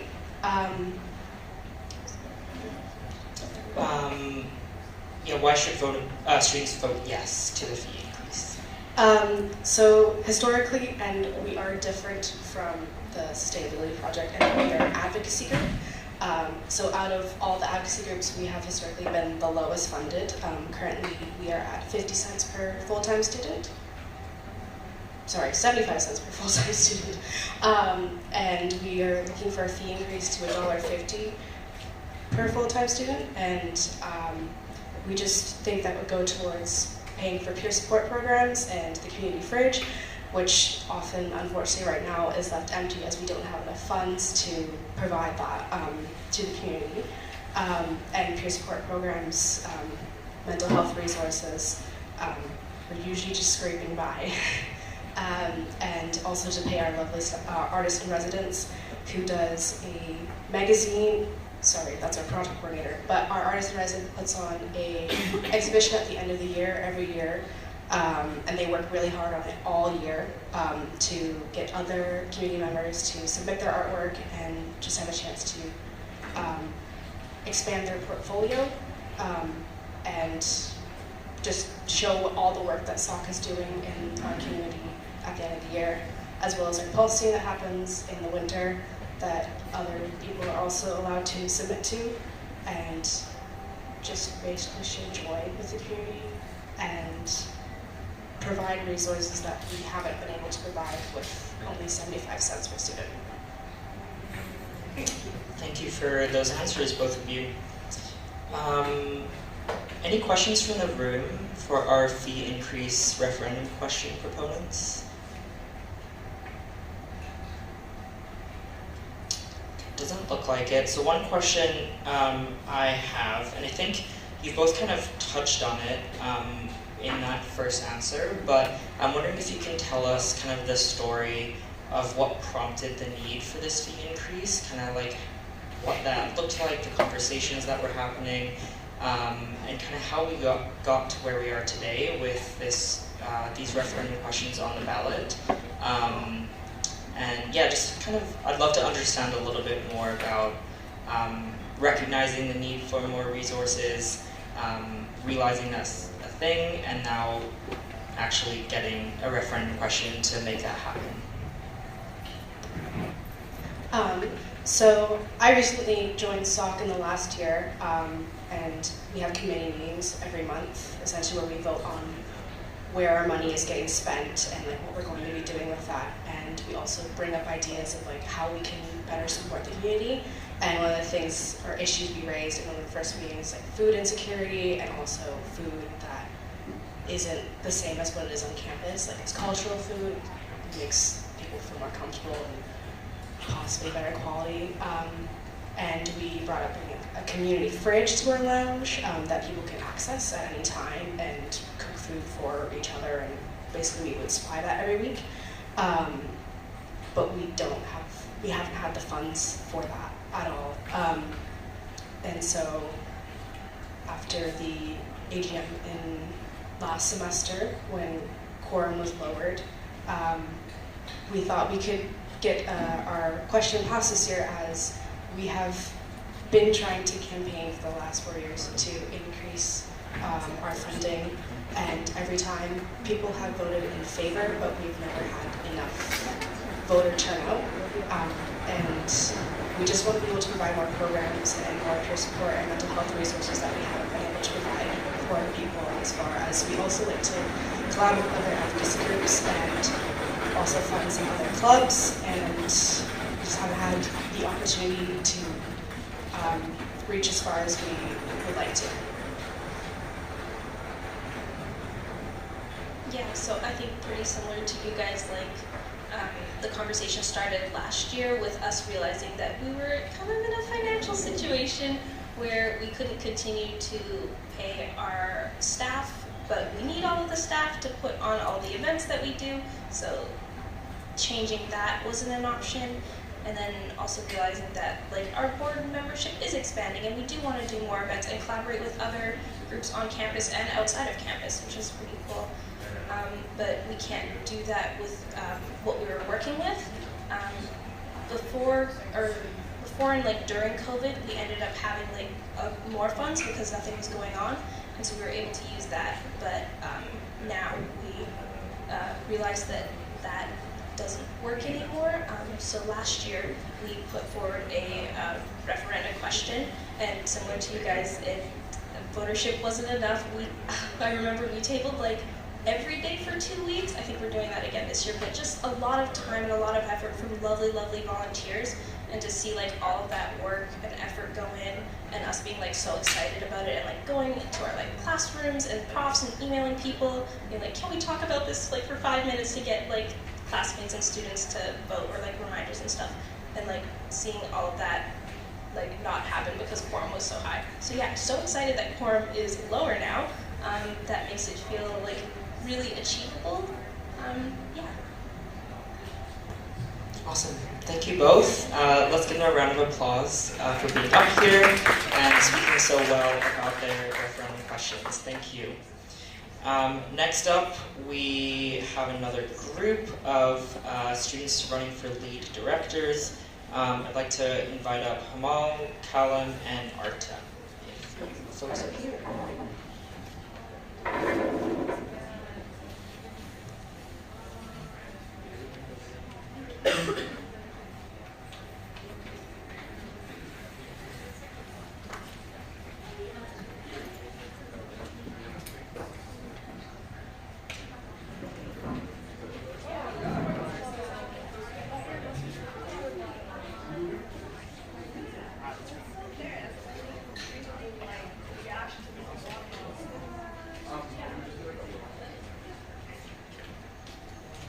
All right, thank you folks for being up here.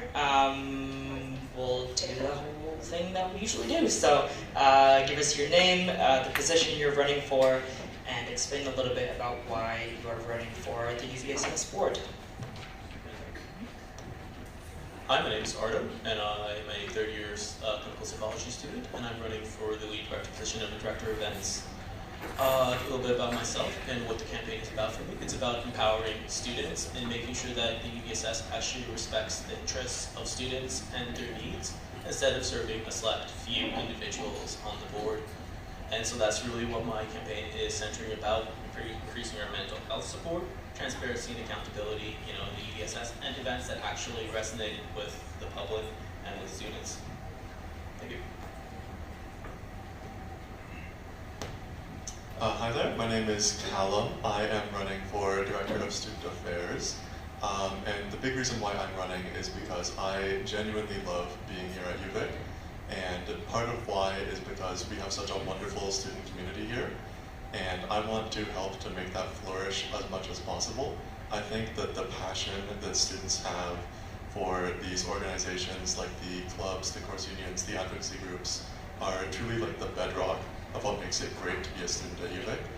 And I want to just empower those people as much as possible. If they have a vision of something they want to do, I want to be the person that can be there reliably to remove any kind of institutional or bureaucratic barriers that prevent them from acting on that vision.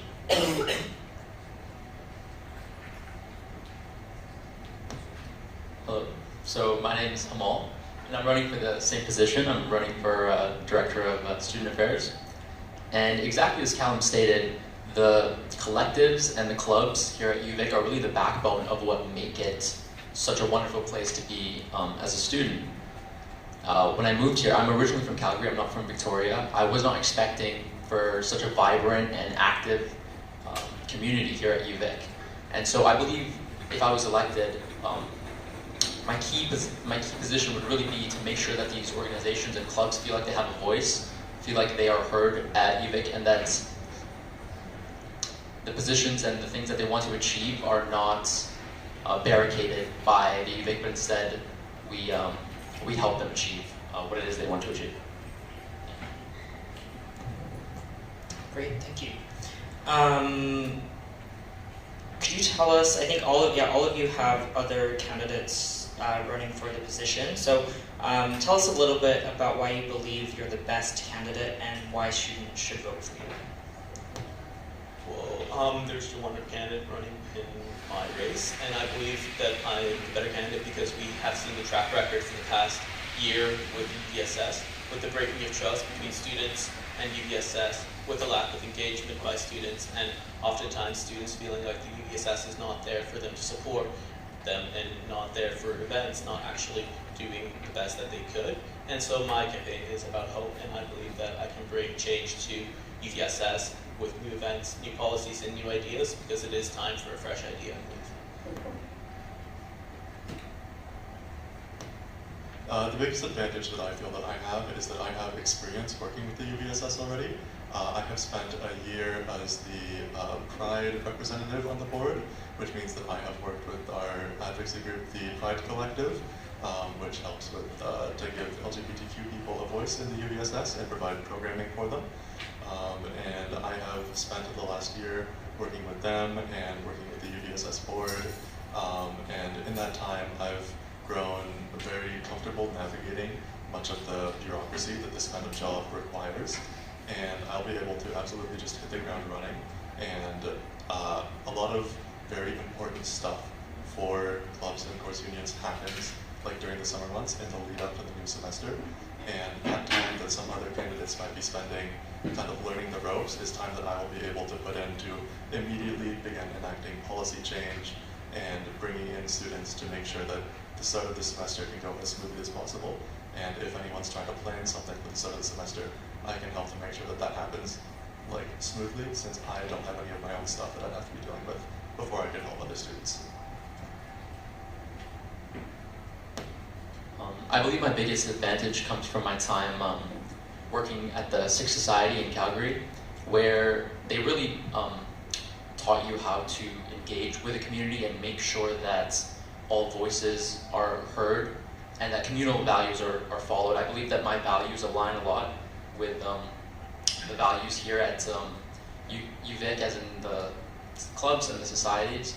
And so I feel like the advantages that I have is I'd be able to make sure to effectively communicate their values to the UVSS and make sure that they are heard.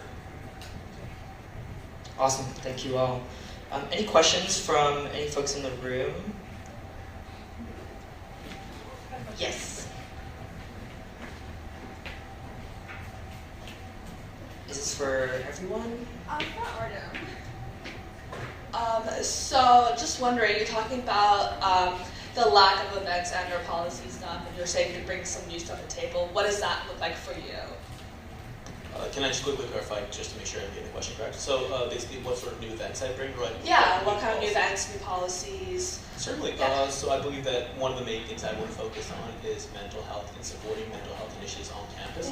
A lot of students that seek out help on campus only get help many months down the road, 6 or 8 months, and I believe that's unacceptable. And I believe that UVSS should be taking a much more active role in helping students get the help and support that they deserve. And so I would be creating new clinic events, health support events where people can actually connect with professionals in the community. For example, it might not be a psychiatrist, but it could be spiritual guidance or other forms of healing so that they can get the help that they need in a more reasonable time frame. And so that would be like one of my cornerstone and main policies that I would be advocating for. Okay. As a student with mental health issues and have tried accessing services through UVic, I understand there's a lot of bureaucratic boundaries that hinder progress through things. How do you feel like you'll navigate those boundaries, even though that's a systematic institutional problem, not necessarily like the lack of doctors, the lack of more of a personal implication of like, oh, you can't reach out or you don't have funds to reach out, more of like the general problem of mental health and the infrastructure that we have like as we experience today? Certainly, and I'm not naive to the concept that we can't fix the healthcare system in our province. That is something for the government to do. But I do believe that there's a two-pronged approach that we can take. The first being that we have to look beyond maybe just the traditional methods of how we can heal. And there's spiritual healing, there's spiritual guidance, and there are other methods that have shown to be helpful for individuals. And if we can connect those individuals with professionals in the community, then that already alleviates some of the stress and time spent for individuals waiting for a more traditional help. Another way I would say is that if we're going to collaborate with big administration, for example, they spell, I believe, I don't know the exact number, but I believe it was somewhere north of $1 million on the new foyer in the library. That money could have been, I believe, repurposed on mental health services, hiring new psychiatrists, so the students aren't faced with a multi-month wait for help. Yeah. Okay. Oh, sorry. Okay. That's fine. I'm actually good to know. I don't want to. I just want to thank you for your question. That's really important. Thank you. Thank you for the question. Thank you for the answers. Any other questions from the room?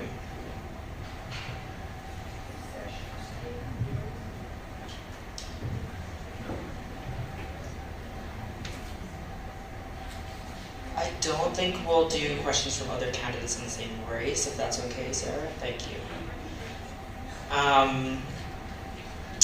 Where's my paper? So let's go over to student affairs, folks.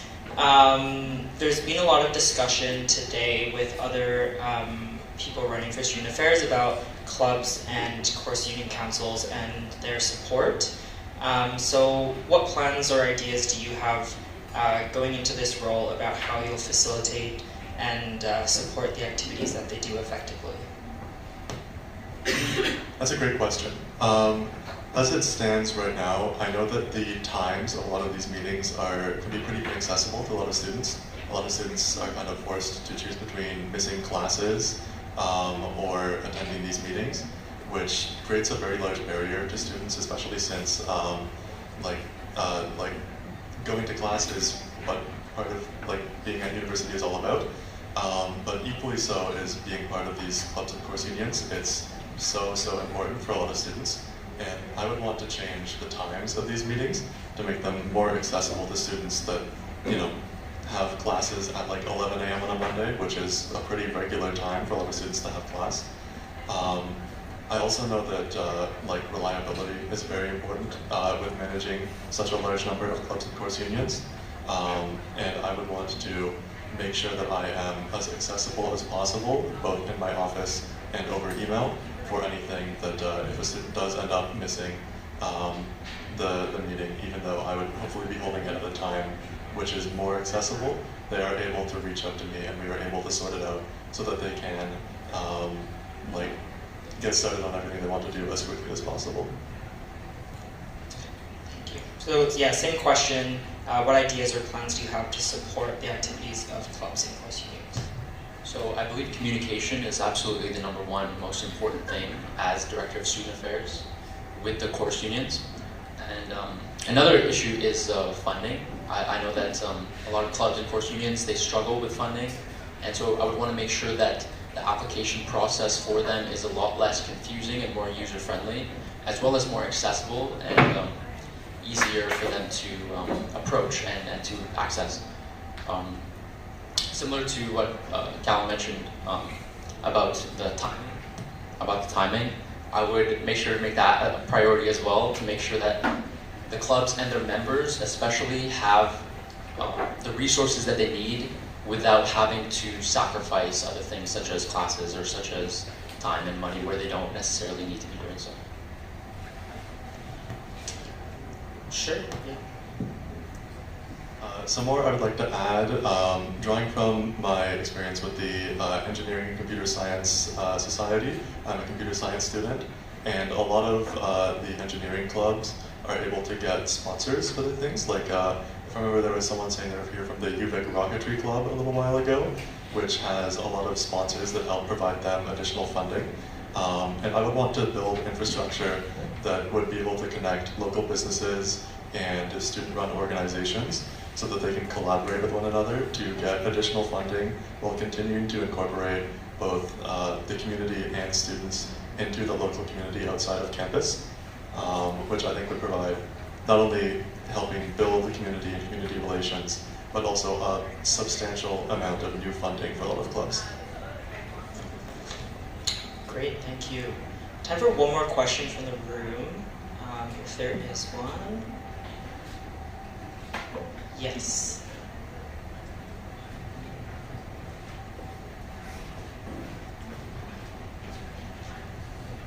Is there any specific experience, or I would say anything in your background that you think would really outline how you'd like take the role and how do you like to change things?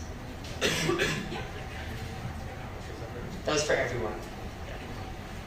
Well, I guess I'll start. So I believe something that really defines what sort of director of events I'm going to be is I always want to hear every side of the story. I always want to make sure that people feel able to communicate, and I believe that's really exemplified when I served as student senator. And I was on the Committee for Academic Standards, where we passed a new and equitable admissions policy for the Faculty of Law that accounted for many factors that many individuals face in less fortunate situations. And I believe that sort of approach of respect and making sure that you are taking all views into account is the sort of leadership we need in UVSS. Thank you. So I occupy some kind of intersecting identities that I think bring a lot to this role. With my time with Pride, I am a queer student, I am a neurodiverse student, I am a member of the Engineering and Computer Science faculty, which is also typically underrepresented in student politics organizations, such as the UVSS. And I am also familiar with the UVSS, having served here before, so I have a wide background of experience that I can draw from that will help me to make this, or to make my role as Director of Student Affairs as accessible and open and welcoming of diversity as possible. And I hope that through some aspect of myself, I'll be able to relate in some way with everyone that's able to come to me.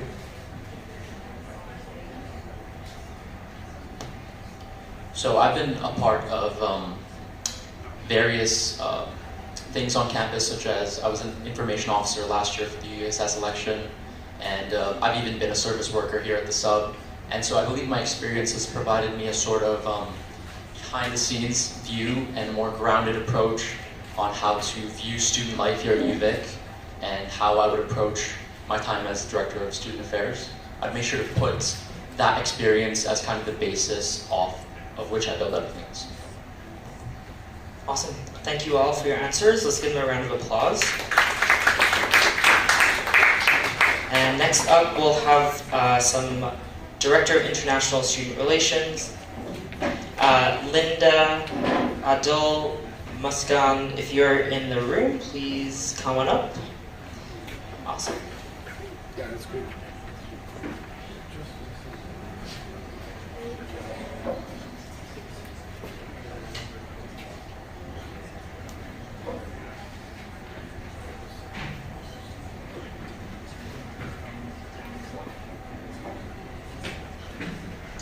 Alrighty, so let's go ahead.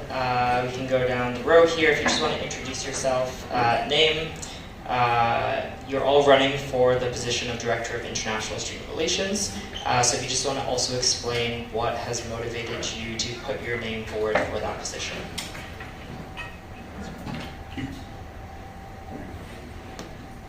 So, hello everyone. I'm Muskan and I'm in my second year of Health Informatics. I am an international student from India, and so is all of us.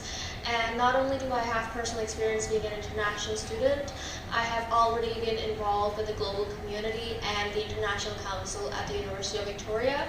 We have already been doing a lot of work in the backgrounds, and being in this position and running for this position gives me a bigger platform to raise those issues and work on them more actively with more resources as well, and make a combined effort to hear all the voices of the international students and do work on it. Hello. Hi, my name is Linda. I am a first-year computer science student and I'm an international student from Cambodia. You may think that first year is like pretty new to be running in the elections, but I think that also gives me the opportunity to describe more accurately how it really feels to be international. And like coming here, I often found myself thinking things like, oh, I wish I knew about this sooner, oh, or I wish XYZ was done about this. But then I realized like, hey, why not? Why not do something about this, you know? So that's why I'm here today. But at the end of the day, I think my biggest reason is that I like to help people. And I hope to help people through this role as a director. Thank you.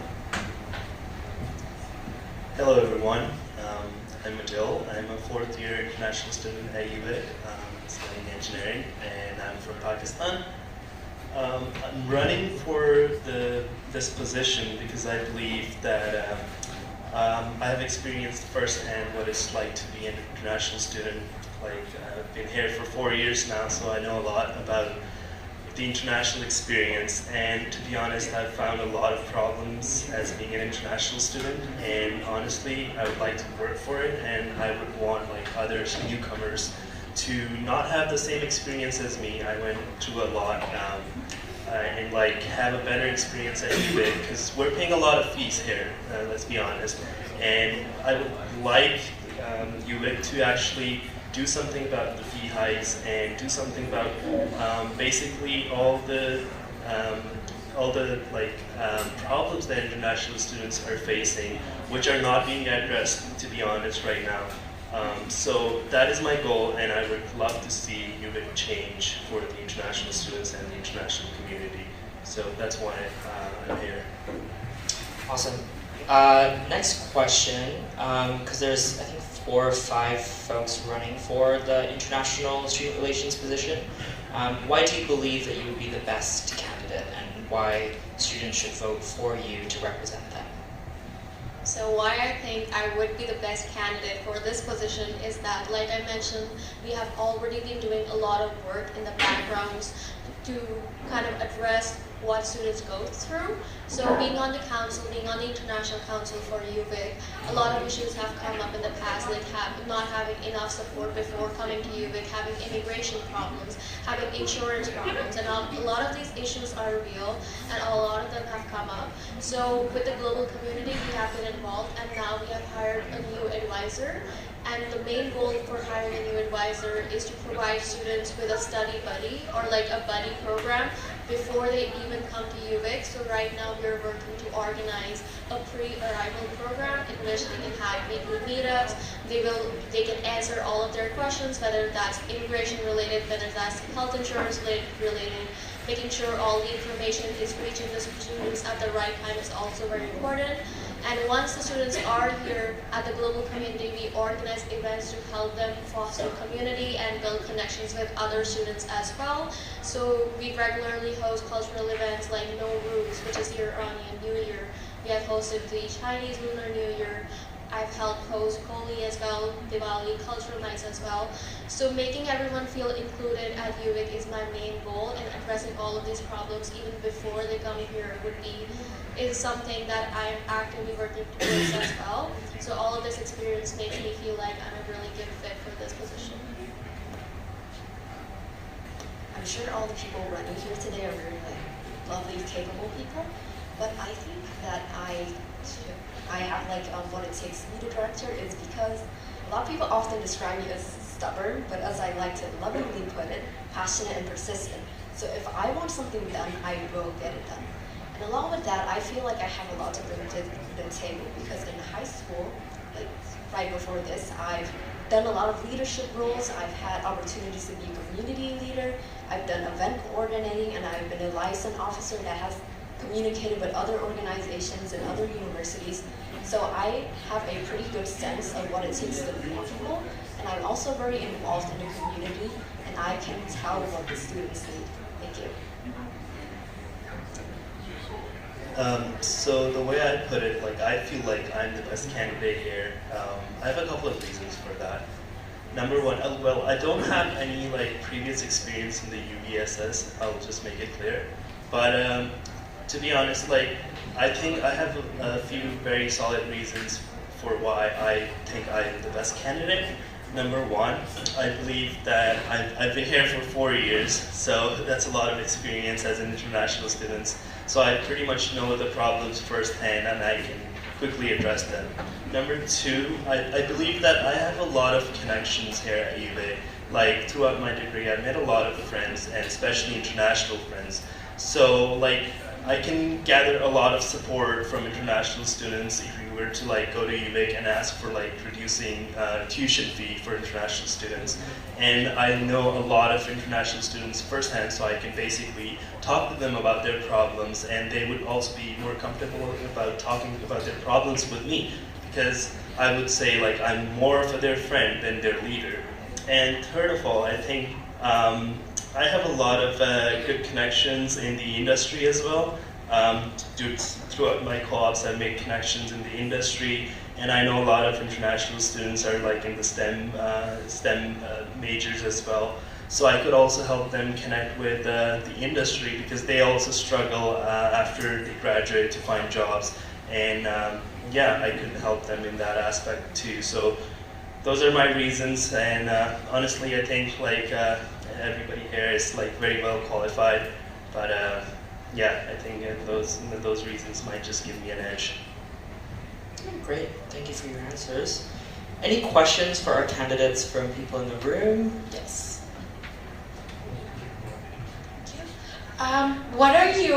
What do you think are the 3 most important topics as an international student? What are the 3 challenges they face that you think are the most important that needs to be addressed? I think I'll just go first since I'm holding the mic. I think one is definitely the international students' tuition. For me personally, I think that's the biggest reason. I think that's the biggest problem that it comes to being an international student is the financial barriers, and you just feel so limited by everything. And second, the moment I came here, I feel like I was just thrown in there, with no support, no guidance, and I just felt lost. So I want to bring visibility to the available resources and expand on them based on what the students need. Because let's be real here, we're paying a pretty penny for coming to school. So I want to make sure that this international experience that you're having is the best one. And another thing is that, again, international life can be pretty scary, but I think it can also be pretty exciting. So I think I would want to organize events where other international students get to know each other. And stemming off from that, I think also focusing on what we need, understanding immigration laws, understanding your insurance and all that things would be very useful when it comes here. So first and foremost, yeah, she's right that the international tuition fee is a big problem for international students. I know firsthand managing finances as an international student is really, really hard, especially if you're also working part-time. And honestly, I'm going to say this, that UVic charging international tuition fee, which is like 5 times the fee of local students, is not fair, honestly. That's what I'm going to say. And like, we need to talk about this, and we need to like push for like reducing tuition fee for international students. I've been here, and they've kept increasing the tuition fee every year. First it was like, I guess, 20%, then 10%, then, sorry, 20, 15, and then 10. So it has been a lot. And especially like as an international student, you have to manage other finances as well, which is like, it becomes very difficult also managing your tuition with that. Secondly, I would say I think international students have a lot of trouble finding affordable housing places. So I would also like advocate for like cheaper housing on campus and off campus too. I know a few groups here and there that can help international students, that can help accommodate international students. So I could also talk to the UVic administration about accommodating more rooms for international students in the buildings, because right now I think like a lot of these rooms are being taken by the local students, and international students have to compete with the local students, and they sometimes don't get rooms, but they really need rooms and housing, because they're in a different country, and they definitely need a place to stay, more than the local students, I would say. And lastly, I would say, like, when I first came to UVic, I had a terrible experience as an international student. I was not well received. I came here and nobody guided me where to go, where my dorm's at, where's everything, or like any events that were happening at UVic. I was unaware of everything. And I think that's partly the fault of UVSS at that point, at the administration at UVSS at that point. And I really feel like that needs to be changed. And I would definitely work towards creating an environment where the newcomers feel welcomed, and they have a lot of and access to a lot of resources to kind of like get in touch with their campus life, and also make a lot of new connections.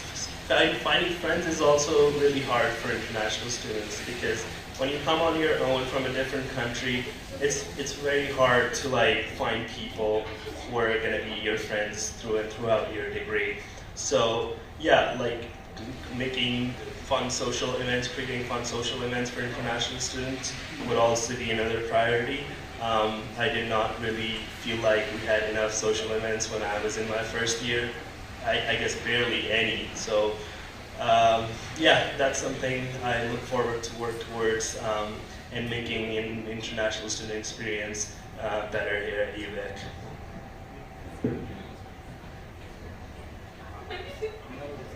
Going off on what you said, yeah, I feel like it's almost like international students are competing against domestic students. Like they have to go through a lot more steps to get to the same thing. And again, like when it comes to careers and co-op, a lot of like people are hesitant to hire international students because of all like these jurisdictions and all these limitations. But if I were to be elected, I hope that I can give like an equal playing field to international students so that they may get the same opportunity as well. So number one, this has obviously been mentioned, is the tuition itself. So advocating for more bursaries and scholarships for international students specifically could be the first thing that I would advocate for. UVic currently has a decline in international students, so they have actually partnered with Kaplan to increase the number of international students. And hoping that the numbers go up next year, we can definitely advocate to reduce the international student fee for current students as well. Next, I would say, is succeeding in professional search, because for international students, I feel like there could be a lot of additional challenges. Obviously, paperwork is one, but next it could be conversation or language barriers. People may not be as proficient in English as domestic students or other students, or they might be disabled. BIPOC disabled people is one of the most targeted group that we have, and I actually am a facilitator of a support group here So making sure all of these students have adequate resources to overcome these barriers is also very important. And lastly, again, making sure that they are supported before and after they come here is very important. Making sure they're supported during their immigration process, and once they come here, they're also supported in sorting out their insurance. And there are so many other things. There's SIN numbers, there's taxes, everything that they need, all the resources that we have, making sure that it reaches every single international student is very important as well. Awesome. Thank you for your question and thank you for your answers. Let's give the three candidates here on stage a round of applause. And for our last group of people that we'll be talking to today, it will be our last few directors at large. So Emily and Adam, if you're here, do you want to come on stage?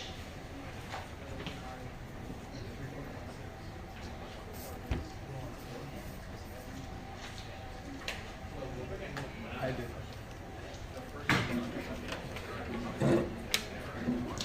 Okay, well, it looks like Emily and Adam may not be here today, which is great, or not great, that's fine. So with that, we can finish off our Meet the Candidates event. I want to thank you, everyone here in the room, for joining us today, and also for the folks who watched the live stream online. Thank you also for those who asked questions. Those were really great. And of course, thank you to all the candidates and our proponents who shared about their campaign and helped us learn more about why they're running or why they want you to vote yes. Just another final plug that the elections will take place next week. Polls open 9 a.m. on Monday, March 18th, and they'll close at 3 p.m. on Wednesday, March 20th. Just another reminder that you'll be voting online, so make sure you watch your emails. We'll also have some information stations set up in, I think, 5 of the buildings here on campus. If you need some extra assistance with voting, we'll be happy to help you with that. So thank you again, thank you for being here, and I hope you all have a great rest of your day. Oh, one more thing from Anderson. Can we also get a big thank you to Josh for running this event on very, very short notice and doing a very good job. Thank you, Anderson. Okay, have a great day, everyone.